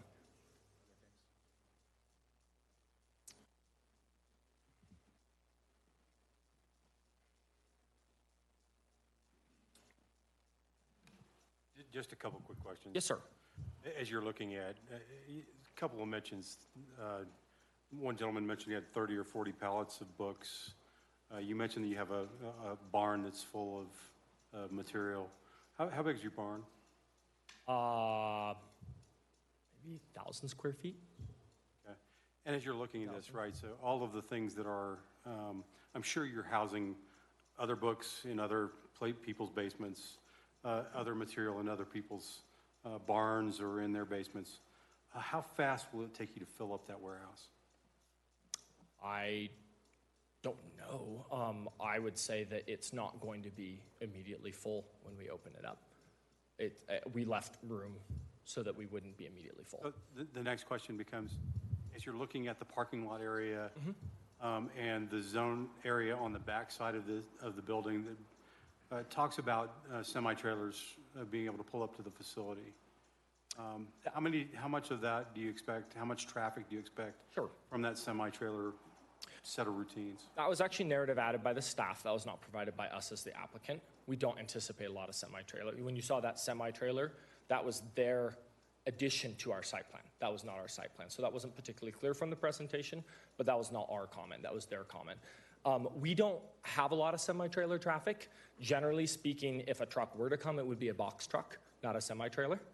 And so, I couldn't tell you, but like every once in a while, like matters of weeks between a truck every few weeks. Right. And the last question comes back to the storage question. Where are you planning on storing the clothes that you're gathering over time? And how quickly does that fill up that space? So right now, because we don't have storage, we do this awkward thing where we gather clothing. we give it away, and then everything left over, we have to immediately give to like the Denver Rescue Mission. So like, I think we gave, 80 bags? 2,500 pounds of leftover clothing after this last clothing drive. We don't have a mechanism to store that. We would love to be able to store that to be able to bless the county in the next clothing drive, but we're kind of forced to be in the cycle of like, every clothing drive we do, we have to go gather from scratch because we don't have the capacity to store to the next. It would be nice if we could like pick the nicer clothes, store them till the next time, and then give them away. We've had other churches actually ask like, hey, could you hang on to that? That would actually be a real blessing to us. We could, really use that. I think one time actually we worked with Majestic View in Kiowa on some clothing needs that they had. But like, we're not well equipped to do that because we basically have to bring it all in and it all like piles up and piles in our lobby. And then we just have to like get rid of it the day after, which is just really inefficient, right? We've gone all the work to sort them. And now we just have to like give them all away to the rescue mission the next day. And then last question, the number of events, funerals, wedding receptions that you're planning to host in that outbuilding, whatever we're calling it these days? Well, so in our building right now, it would be like a reception area. So like the wedding or funeral would be held in the sanctuary, right? And that would sort of limit the size of said wedding or funeral. The problem right now is that like in order to have a reception to handle a wedding or funeral, we have to tear all the chairs down to be able to accommodate that number of people. We don't have sufficient square footage for the number of people that come to our sanctuary to do that. So if you ask like, how many times do we plan on doing that? Well, over the last year, we've had 3 weddings at the church. Maybe? I'm kind of guessing out loud. I mean, 2, 3? 1 to 3. And then funerals, we had one gentleman, a young man who was 15 years old, died in our church. His family is a well-known family in this community. And we were not able to have it at the church because we didn't have an area. They wanted to do a meal afterwards because they're just super well connected in 4-H circles in this county. They wanted to do a meal afterwards, a potluck. And we just couldn't handle them. So they had to go to the Kiowa County Fairgrounds. They would have loved to, bury their 15-year-old son and have that service in our church. We couldn't handle that. And that was actually one of the things that made us think there. How many funerals do we expect to have? Hopefully not many. I guess I should just say that. Our goal, as few as possible, that's our goal. Amen. So.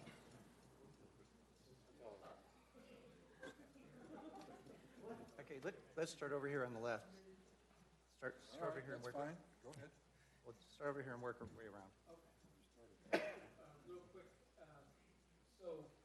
thank you.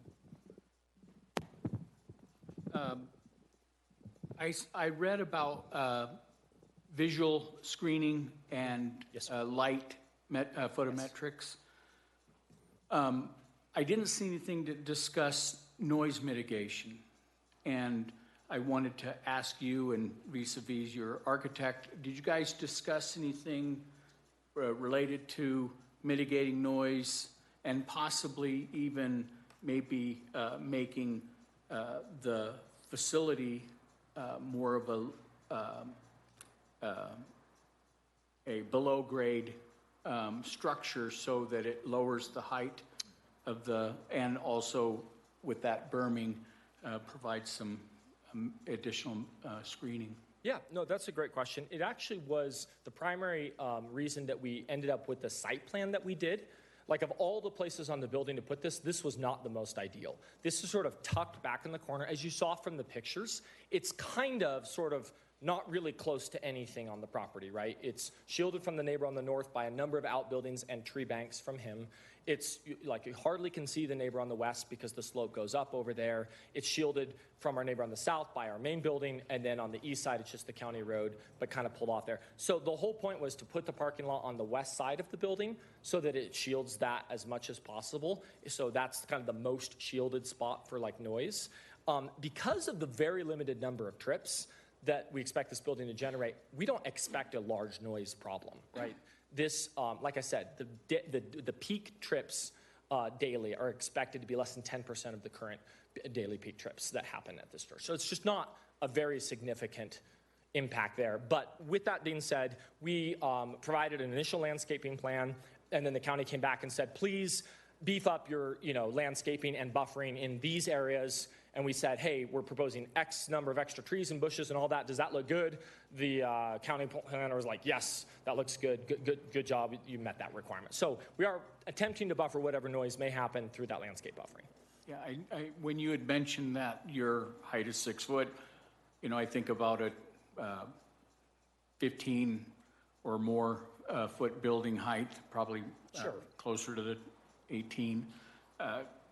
You're quite a bit shorter than that, so the neighbors would see much more of the building. The neighbors may see more than exactly those pictures would depict in terms of the rooftop. From a noise perspective, though, the noise wouldn't be happening at whatever feet. The noise would be happening at 6 feet and under, right? Yeah. It would just be really vehicular noise. There's really it's not a noisy use. We're not.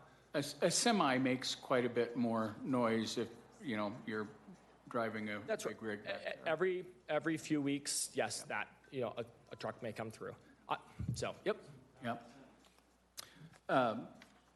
And then, so you talked about where your growth is today, where your attendance is today. Right. I'm speaking about there's quite a bit of extra space allocated in the accessory building, and where do you see your space now in your capacity for the main sanctuary or the main use of the primary building, and is your intention to have some overflow of activities going over into that building? From a worship overflow perspective, absolutely not.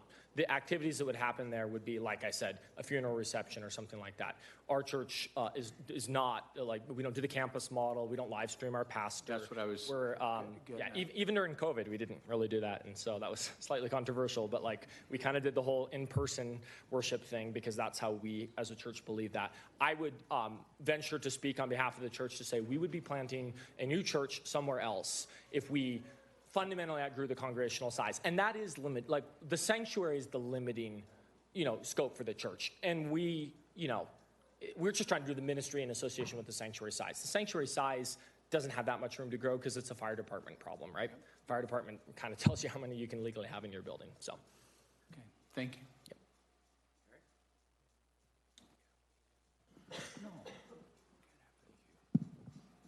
Yep. I guess my only comment, I've appreciated everyone, the pros and the cons. It's been the ether is out there. Everyone's made their comments. Some of the things that I've heard is we don't have any power to make a decision, yay or nay. We are just following the rules. That goes to the BOCC. I think when everyone goes home tonight, if they think about all the pros and the cons and the things that have been stated, the church has had the answer since 2011. A zoning request could not be made, so a special use was given to build in an RA1 zone. That was the way in 2011, that's the way now. Zoning, federal law, the whole 9 yards. If we just keep it simple, the answer was already given in 2011. So that's really all I have to comment on. Yeah, I've got a couple of things. Okay, first of all, that's not a commercial building, it's an industrial building. Anytime you have trucks pulling in and out, you're storing stuff in there, but you're not selling anything out of there, so it's an industrial building. Okay, so you need to consider that. I know that they said commercial, but it's not a commercial building. It's industrial. Okay. Now, the other thing is that you've indicated that you need additional office space, correct? Yes, sir. Okay. Why don't you add on to the existing building? That's a great question. We had contemplated trying to connect a building and... No, not connect it. Build on to the building that you currently have. Okay. And that's... Now, let me finish this, okay? All right. I ran a business with 15 employees. Each one of them had an office, okay? And I didn't have more than 3,000 square feet. Yet here, we're looking at 20,000 square feet for additional office space? That's a little bit excessive in my opinion, okay? The other thing is you could add on. I don't, if you need office space, add on to the current building. It's certainly a lot cheaper. Okay, and then as far as this, putting this 20,000 square foot building up, there's plenty of places in Elizabeth you could build that. You don't need to have it on your property. You could build it someplace else, right? Is that right? Yes. Okay.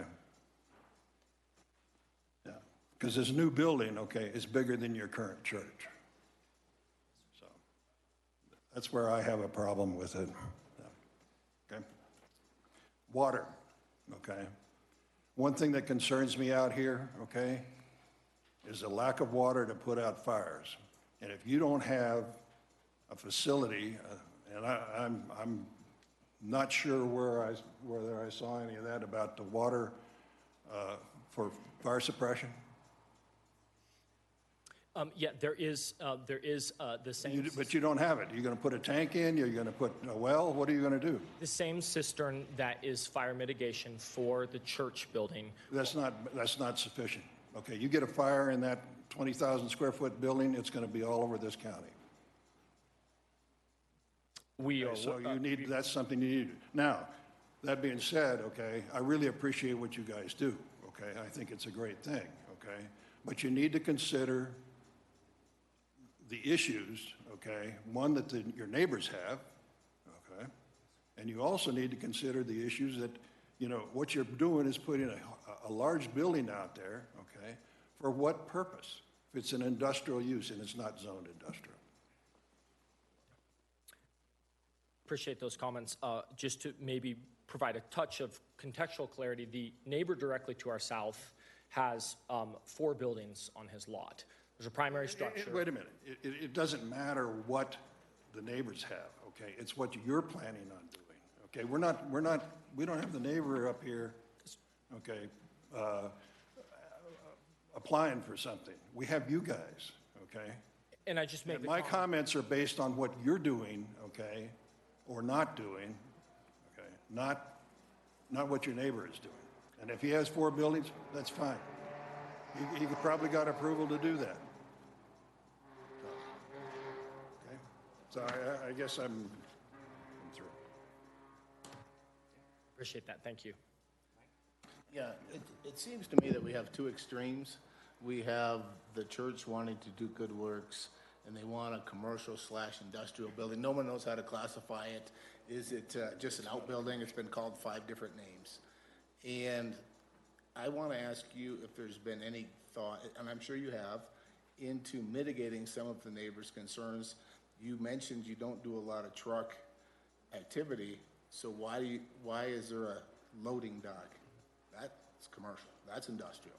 It has the characteristics of an industrial building. That's where the neighbors are concerned. Does it have to be 20,000 square feet? Could it be 15,000 square feet or 10,000 square feet? If it was a horse arena for 20,000 square feet, they'd still lose their view. So my question to you is, do you really need that commercial feel and look to the building? Do you need a loading dock? We don't. I see a loading dock. I'm thinking Safeway, and they're unloading trucks, and they're pulling in and out of there. And I did in our earlier meeting with the planning staff ask if removing the loading dock would help. So we are not trying to be like hardline on this. I didn't get an answer to that, and we offered it. The reason it's there, and to give context, this loading dock, it's basically just an excavated portion of the building where a truck could back up at level. So it's not like a... But you can see where the neighbors would be concerned when they hear loading dock. I can see that, absolutely. And they look at the plan, and it looks like a commercial building. I'm not too concerned about fire. I'm not on the fire department. I never have been. But I'm not too concerned about a metal building being consumed in a fire. I don't know how that works. It will be fully sprinklered. We've worked with the Elizabeth Fire Department. Building, I'm not overly concerned about a unfinished metal building. But let me look and see if I have any other questions for you. The other thing, I think it would stand out now. Somebody said, hey, this thing's really going to stand out. You're going to be able to see it from Elizabeth, right? Granted, you may. but 10 years from now, Highway 86 is going to be built out. Past County Road 3. It's all zoned commercial, it's all going to be built. Will it stand out then? I doubt it. So that's just something for the neighbors to think about. Hey, if this was an arena, would we be here? If this was 10 years from now and it was built, would it be here? Would we be here at this meeting? So just a couple of different perspectives on a way to look at this. And hopefully we can come to a compromise, because I think it's very unfortunate the way this whole process has evolved with previous planners, to the new planners, to the 2011 meetings. I don't know if we can get a copy of those minutes from the 2011 meetings or not. They were in the packet and did not specify any additional unfulfilled requirements. That's all I have. My primary concern, Van addressed a little bit for your architect. For fire suppression purposes, the building is intended to be sprinkled, right? Yes, sir, that's correct. It's sprinkled. And what is the size of your storage facility? I don't know the size of the cistern, but what I can tell you is the building department and the fire department will require all those calculations are done and they're proved to be compliant. So that process will happen at the building permit review, and it's going to be required. If you call it a sprinkled building, you have to meet a cistern requirement. And that alone is the concern with the building, because it's clearly going to be used for storage of materials. Yeah, when we go through a fire department review, that all gets engineered. Right. So that was my original concern, to make sure that would be addressed, and that's what I figured would be addressed at building permit time. My concern with the project is it's a little difficult for me to accept the fact that an accessory building is twice the size of the primary building. An accessory use is typically that, an accessory use which is supplementary to the main building. This almost overwhelms the original building. I understand the purpose for it. I understand your desire for it. I've been in business privately for many years, and we faced the same kind of problem with our offices, where we needed storage facilities, and we built them off-site. So that type of thing that Van also addressed is not uncommon. And the money that you would be spending, or have already spent, unfortunately, but you're going to be spending a lot on the building, you could spend that on a building at a more appropriate site. So I'm concerned with that aspect of the project. It simply overwhelms the principal use. And I'm sympathetic to that. I hear what you're saying there. The comment I was maybe making earlier is the neighbor directly to the south of us has probably 400 to 500% from a square footage perspective of accessory use square footage to primary use. However, he is an agricultural use, which by definition requires that type of building.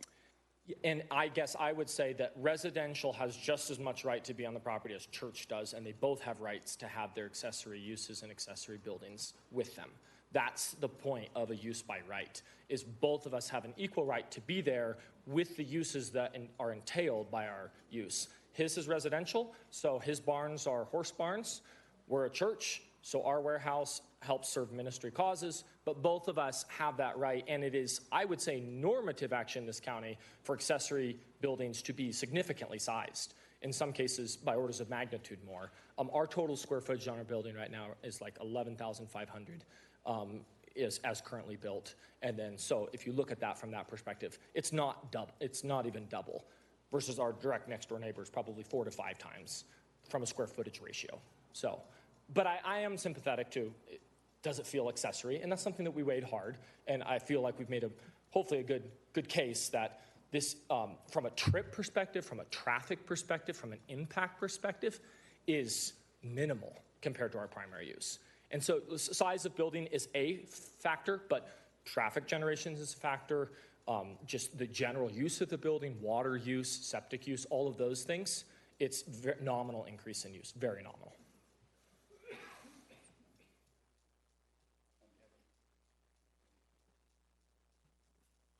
Okay, accessory buildings, boy. In Elbert County, if I could fit a 20,000 square foot building on my property, I'd build it, because everybody's accessory buildings are bigger than their houses, I swear. They are. There are some concerns, though, about this. When you had the application presented, it's a little frustrating to hear that we didn't go through. Really, if there was a chance at that time that this needed to go through a zoning change or a process, they really should have been notified. They should have been told at that point in time that this is going to require a zoning change. And it's strictly through uses. Now, were you there, or do you know? The answer is they were. Pardon me? They were notified. They were notified that, were they told at that time that to complete this application, they would have to go through a zoning change? Yes. You were told? No, and I have the pre-app notes to show that. There was no reference to any That's what I'm change in the getting to. I'm sitting here, I zoning can't figure this notification. out, because really, we got a huge misunderstanding. If I may.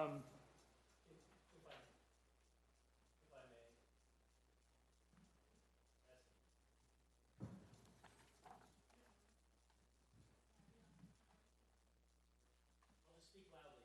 Mark Edgar, Director of Community and Economic Development. Just like the applicant was not not involved in the process of the church's original approval, same applies for the folks that are sitting here today. I think that when you get to that first pre-application phase of the process, that is absolutely the proper and appropriate time to guide the applicant. I was not there, I nor don't was think so. Stephen, Yeah. previous staff. In fact, Yes. the three staff members that have been mentioned in the various testimony are no longer employed with the county. They've since moved on. So it's a situation where we, in some sense, inherited a case. We did. And it was very late in the process, and it was unfortunate. But with our assessment analysis of the case, I will plainly say, if I was a decision maker and I was involved in the pre-application process, there would have been a different outcome in terms of that guidance at that stage. Okay. So did we as a county, err? In my mind, yes, yeah. We did. We should never drag an applicant, We did. through, months and months through a process, and then toward the end say, well, wait a minute, time out. But that was just, there was no way for, I'll speak for myself in good conscience, to be able to just take, after inserting myself into the case very late in the game, to be able to say, this is, I can align with this, this previous guidance, if you will. Okay. Okay, so the notification process, if you go through a rezone, is significantly different than the site plan amendment, correct? One's administrative, the other one is. Okay, so we took him through an administrative process with a notification process that meets that requirement, correct? If we would have gone through a zoning change, if we would have required a zoning change at that application meeting, okay, we would have gone through a whole notification process of all the neighboring people. It would have gone through the whole thing. So I really question as to how much the applicant knew that this was actually going to be required to be a zoning change when our notification process didn't align with that. Does that make sense? Right, well, I would say that they weren't aware of a zoning change at the very outset of the process. Okay. Only later, Okay. when new staff members were assigned the case, Right. then began doing the review, the historical, just trying to figure out what's what. At that stage, it was determined based on the regulations through our interpretation that the only route that would make sense in this zone district would be a rezone. Okay, did we at the time then, why didn't we just take and then advise the applicant that this is gonna have to go through a rezone process and then start him through that? Right, so at that late stage, X number of months later, we did sit down with the applicant and had a face-to-face conversation and explained that that would be the route that we needed to be taking. Okay, now, everything that was stated, the second kind of conflict we have here is what the applicant is stating that they're doing with the building, okay, aligns with church operations, okay? Are you familiar with that, the stuff that he says? If that is the case, then there is not a zoning change requirement, correct? Okay, if the applicant is actually doing the duties of the church, actually doing kind of like what he stated, what will be performed in that accessory dwelling unit or accessory building. It's not a dwelling. Not a dwelling, let's not get that sideways. Okay, that'll really screw things up. So if he aligns with what goes on in that church, okay, storing it, doing his clothing drive, stuff like that, maybe doing a potluck dinner, stuff that he stated, that would not require a zoning change, correct? What you're referring to is the accessory buildings and uses is maintained and controlled by a religious body to sustain public worship. We have approved the buildings for public worship and in addition. Okay, and part of that public worship, though, is funerals, weddings, correct? Funeral or funeral reception. Okay. So what I'm getting at is that if this individual adheres to the uses that are defined in our codes by church items, then really there is no requirement to rezone. You just stated what you were going to decide. Well, yes. Now, I'm asking you the question. If they came and they told you exactly that, would that align with our codes and say, okay, there's not a rezone required? Again, that's you're going to decide. The one side is this is a warehouse, defined as a warehouse, and those are commercial uses. The applicant is asking you to consider those not commercial uses, but an extension of the worship service. Okay. That's you need to decide. So there is regulation interpretation. Mm-hmm. That's plain and simple in the planning world. It's not black or white. Otherwise, we wouldn't be here. Yeah, that's what we're actually, Yeah, this is board on, this is, public testimony is closed. you could find out this so I know how to vote. So, okay. When this was initially approved, what was it approved as? I've heard two different things now. I've heard one, it was an SUR. Okay, so Two I've used as a use by right. this is a board-only discussion at this point. May I respond to the last question, or? No, not yet. If they want to address the question to you, they will. I probably will ask you a question or That's two, right. too. Yep, I'll just stand by. So what was it initially set up as? Special use. Was it a special use? Okay. Is that the same thing we would do now? We have special use by review. If we had a church come to us at this point, would it have to go through a special use review?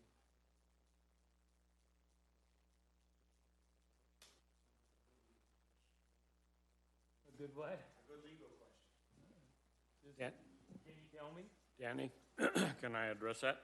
Yeah. In the zoning code, it says religious institution is permitted in every zone. Permitted. Well, that's, Roger, that's actually what I want our I county know, to that's answer. what you're asking.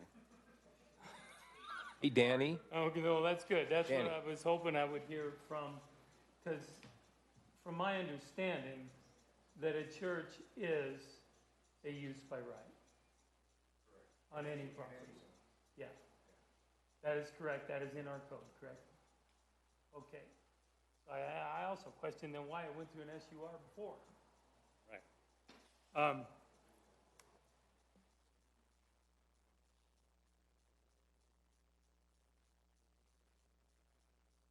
Okay.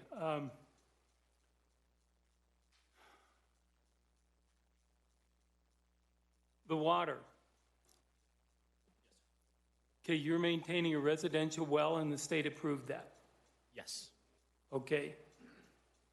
I'm not a well expert, but we're maintaining our well. You're maintaining your well and that is sufficient to, okay, because you had to give them account of people and usage. Yep. Correct, and they approved that. Okay. That was from an official septic engineer submitted to the Elbert County Health Department and received as acceptable. Okay. The state has to approve the uses of the well. Yeah, that's what I wanted him to answer. The next thing, now you also said, the other thing, there was a concern here about fire protection. You will be, we can't govern, we don't govern fire protection processes here in this county. It will be through probably the Elizabeth Fire Department. They have already advised you that you're going to need a suppression system. Correct. So you're aware of that. And it is designed, yeah, or okay, tentatively. So. Okay, were you there when you made? Evidently, then the other thing, the last thing I have is there were some comments made about, okay, there was concessions made at the time, pave the road, do this stuff. I wasn't there in the 2011 meeting. The civil engineer who was there said those were thresholds that if the church chose to exceed a certain size. Right. And they were not recorded otherwise in the plans. Okay, and so I wanted to, that's, all right, so I wanted to say, that if those didn't make it to that hearing, and if they weren't conditions in that hearing, and really that was probably hard to hold somebody to, unless they put a condition on that application. Okay. I would agree with that. However, if you made verbal promises to the neighbors and then used the engineer's cop-out, so to speak, it doesn't really sit well. No, and Peter, I thought that, however, you weren't there at the time and you didn't make the personal. This gentleman was, 28 years? Okay, that's what I'm saying. I'm trying to find out. And he said that it was given to us as a threshold. If we exceeded a certain size in our sanctuary, that would generate a trip count, which would then generate a decel lane. Under a certain size of trip count would not generate the ASL decel lane. That was his report to us. Okay. All right. Thank you. I'm done. I think I made the only comment I had, because if you had given a verbal promise to the neighbors that you would pave that road, that first part of the road, and you did not, because the engineer said you didn't have to, that is a little bit of a problem in my mind. Most definitely. And my experience with the integrity of the people that were in that meeting is they would not make a verbal promise to a neighbor and not keep that. And so I firmly believe that that was not a verbal promise made, but I wasn't in the meeting. So You've got several neighbors that have stated they heard it. And I appreciate that. And I think there can tend to be a lot of confusions in these kinds of meetings about what is or is not required as a part of things, and I appreciate that. So. Okay. Any other? Can we address the issue, or the issue that was brought up earlier, maybe to the planning staff, is regarding what was mentioned earlier about federal statute that was supported by the Supreme Court, that they could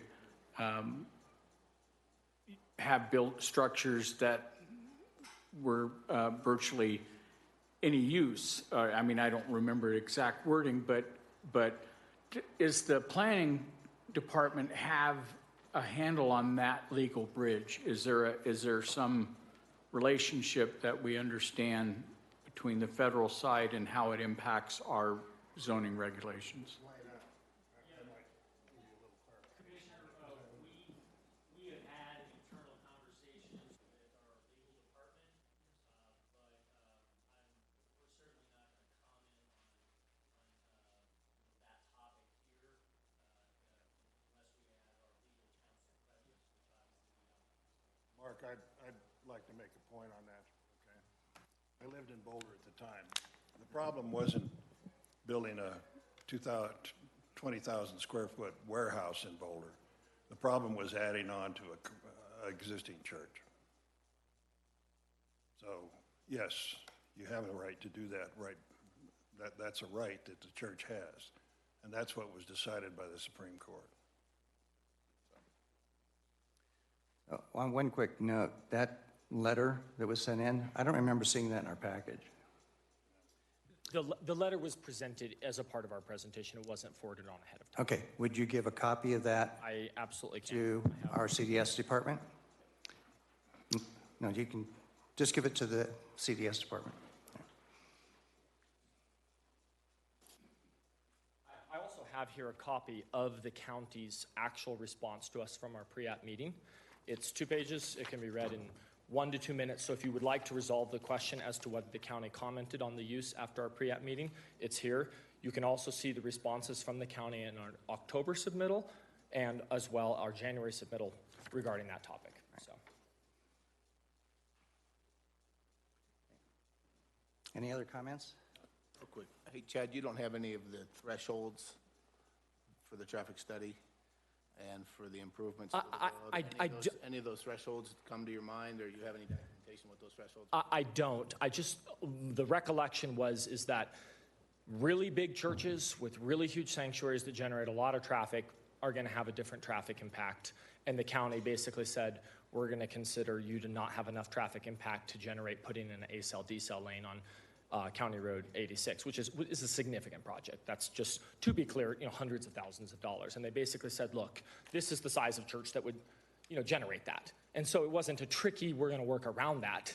It was like, if you want to be bigger than this, do this. If you'd like to be smaller than that, you don't have to. Was that the only threshold? Was the deceleration lane? Was there any threshold to pave, anything like that? I never remember any discussion surrounding paving. It was never in any of the meeting notes. So I can only work off of the actual requirements given to us since I wasn't present at the meeting. So we're not opposed to the concept of paving Rocky Cliff. It's a function of the budget. I mean, if you said, hey, we'd really like you to pave that road, we're not opposed to that concept. It just makes it a little bit more expensive, and I'm not sure that there's all that much extra traffic on it, but we are open to that. So the only comment I was going to leave is if this has been going on for 7 months, I'm looking at the May 25th staff report. The request was for commercial, and then I see zoning in the second sentence. Then I go to project summary, and I appears, I think, from the county, from commissioners, and I think from the church, and then the neighbors. This continues just to go from one, hey, we want to do this, then we want to do that. There's no clear congruency on what the initial was to what I'm seeing on May 25th. That's where I think Danny had a great point, is we didn't talk about zone because we're talking about commercial. Hence my comment, you already knew you couldn't do this in 2011. Why would you think you could do it now? But then, hey, we started to add church stuff in there when that's truly not part of the original request, per my assumption, 7, 8 months ago or what have you. So that's why I think it's a yes in one avenue per se, it's a no in another avenue. So I just think, and with new people, coming on board in less than 60 to 90 days, yourself included, right? From an 11-year standpoint, I don't know what the request is, what the project summary is, because even in your 5 bullet points, you actually pointed out to your own chagrin that we can't do this because we're doing commercial. You had a great point on industrial. You pointed out we can't do what we want to do. It was in your bullet points, ironically. I'm not familiar with what you're referring to. Well, on your point 5, right? Per the county regs for RA1 That wasn't my point 5. That was a referral comment submitted by the planning staff and never Okay, notified okay. to me. That was my comment, is the planning staff provided you referral comments that they never provided me. Okay, well, then I won't go into it because it's there, but technically storage, distribution, entertainment, office, you can't do that, per the current regulations, yet that's added in the project summary after, hey, we just want to build a building. That's why I think it's... Again, the planning staff changed the project summary. The project summary, as Matthew Carney in November of last year said, the description is a site plan amendment for the addition of an outbuilding to serve as an accessory to the approved religious institution use on the site. That's how our original planner characterized the project. My point is the recharacterization of this project happened in a transition of staff. And I appreciate that staff have to, say what they think. But I'm just saying that's not what the staff who worked with us for 7 months thought. That's their email. Okay. Are we done with the discussion?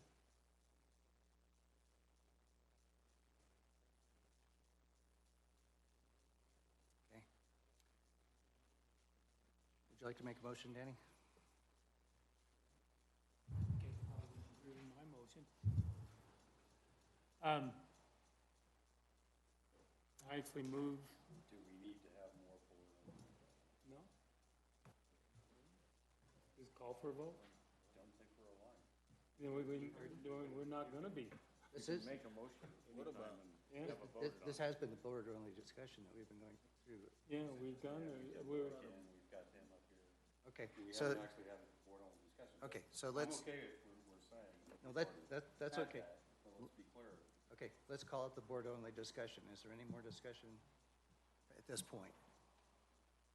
I think we're at a disagreement point, right? So we've got a group that's basically saying this is by use, special, not even special use, it's use by right.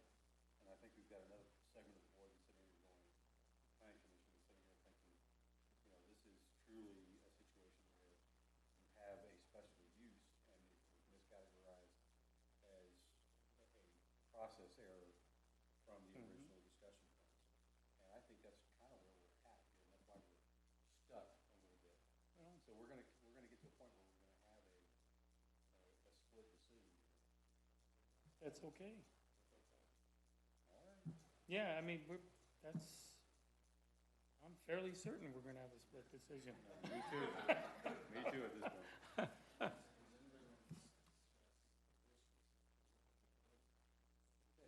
We can basically say, take this back, recast it, think through it, and make sure that this planning, the community board is aligned with the team that's presenting this, so that we can make sure that we've got those elements in place. That's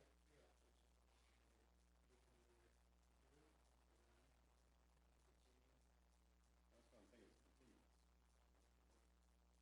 Well, Danny started, so.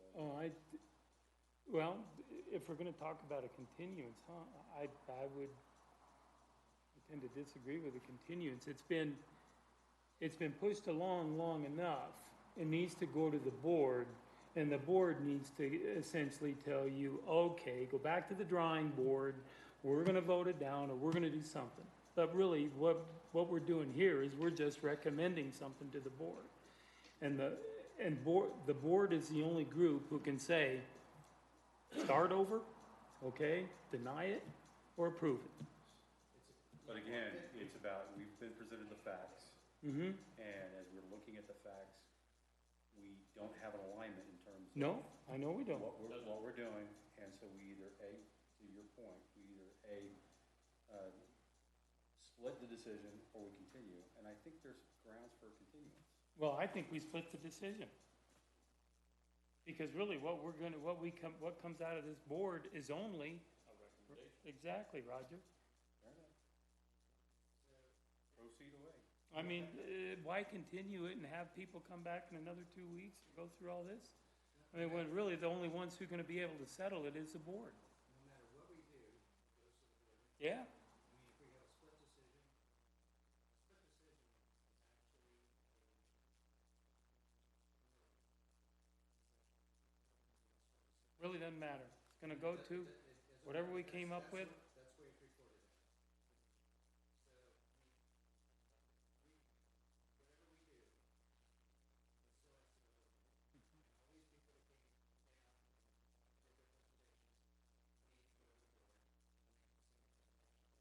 Exactly. And see where the board takes it. And the other thing is, if we would put any conditions on it here, all we're doing is making it a bigger mess.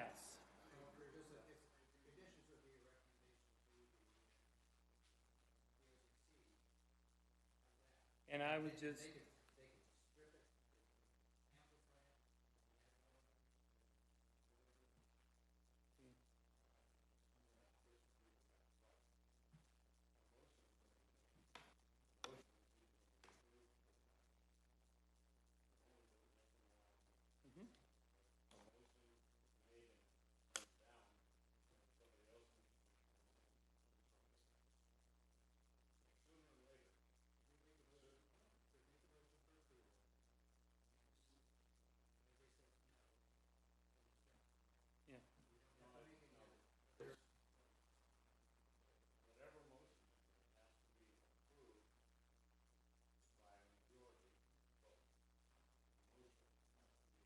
No, Roger, no. No, it doesn't. Yes, it does. No, it doesn't. Approved and seconded. No, it's just It a, goes to a vote. it's just, it'll be a split decision. It'll go to the board as a split decision. The only thing that we required, Roger, was that if we voted no or yes or whatever, probably no is what we stated, is that we had to give a reason why we're voting no. That was the only thing that was stated.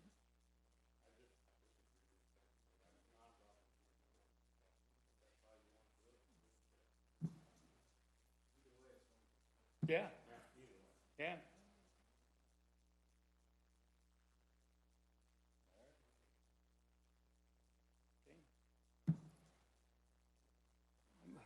What are we calling it? Agenda item 2023-1788, is that what we're calling it?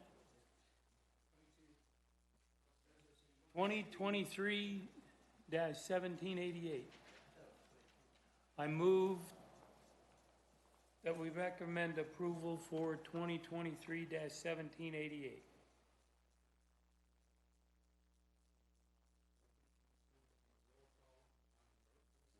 We got a second. We need a second.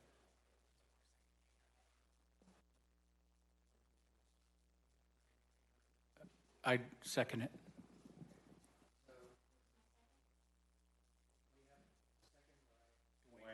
Dwayne? I'll go through a roll call vote.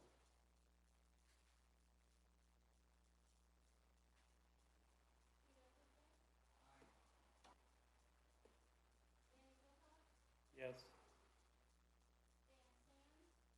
No, and I'll give you the reason why. It's not appropriate for this area. Building could have been put someplace else. The office is 50 attic.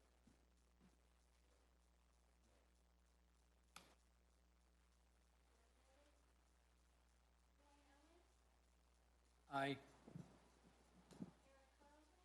Nay, reason being it doesn't meet the usage and its request for special use, industrial, and an RA1 zone.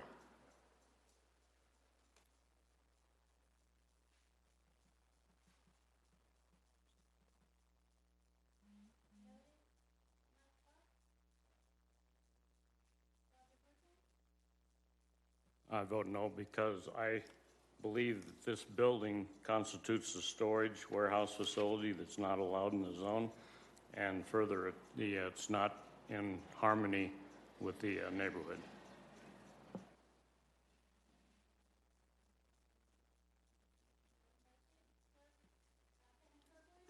I also vote no. It's a industrial facility in an RA1 zone. It should be done by a special use if it's going to be allowed at all. And it's not in harmony with the areas it's sitting in. I'm agreeing with Roger. It's not in harmony with the area it's sitting in.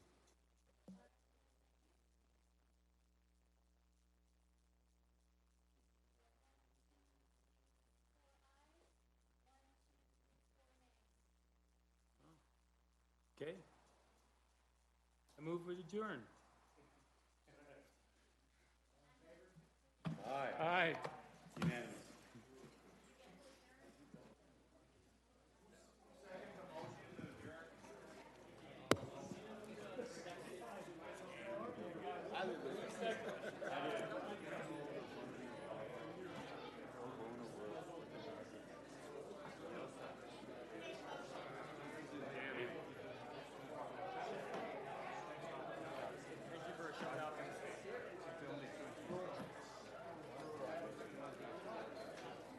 I was 99% sure it'd be exactly split. Which basically is a no vote. That's the way they take it. If it is an exact split, then well, if it's an exact split, then it's just an exact split. But it is true that a motion has to pass. First of all, it has to have a second, and secondly, it has to pass to be a standing motion. And if it doesn't pass, then there has to be another motion. Now that would result in another standoff, and then that would go forward to the commission. But a motion has to be voted on and approved before it's an approved motion. Well, if we'd voted to turn it down, we'd have had the Same thing. reverse. Well, if we did that the second time, then it becomes a no vote. It becomes not a no vote. It does become a standoff, but you still have to go through that process. That's just Robert's rules of order. But it's, whatever.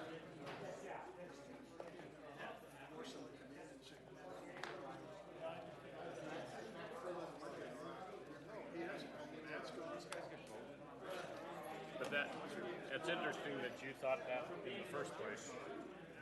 It's interesting that that you thought it would be a 50-50 split. I didn't think it would. I was virtually certain it would be.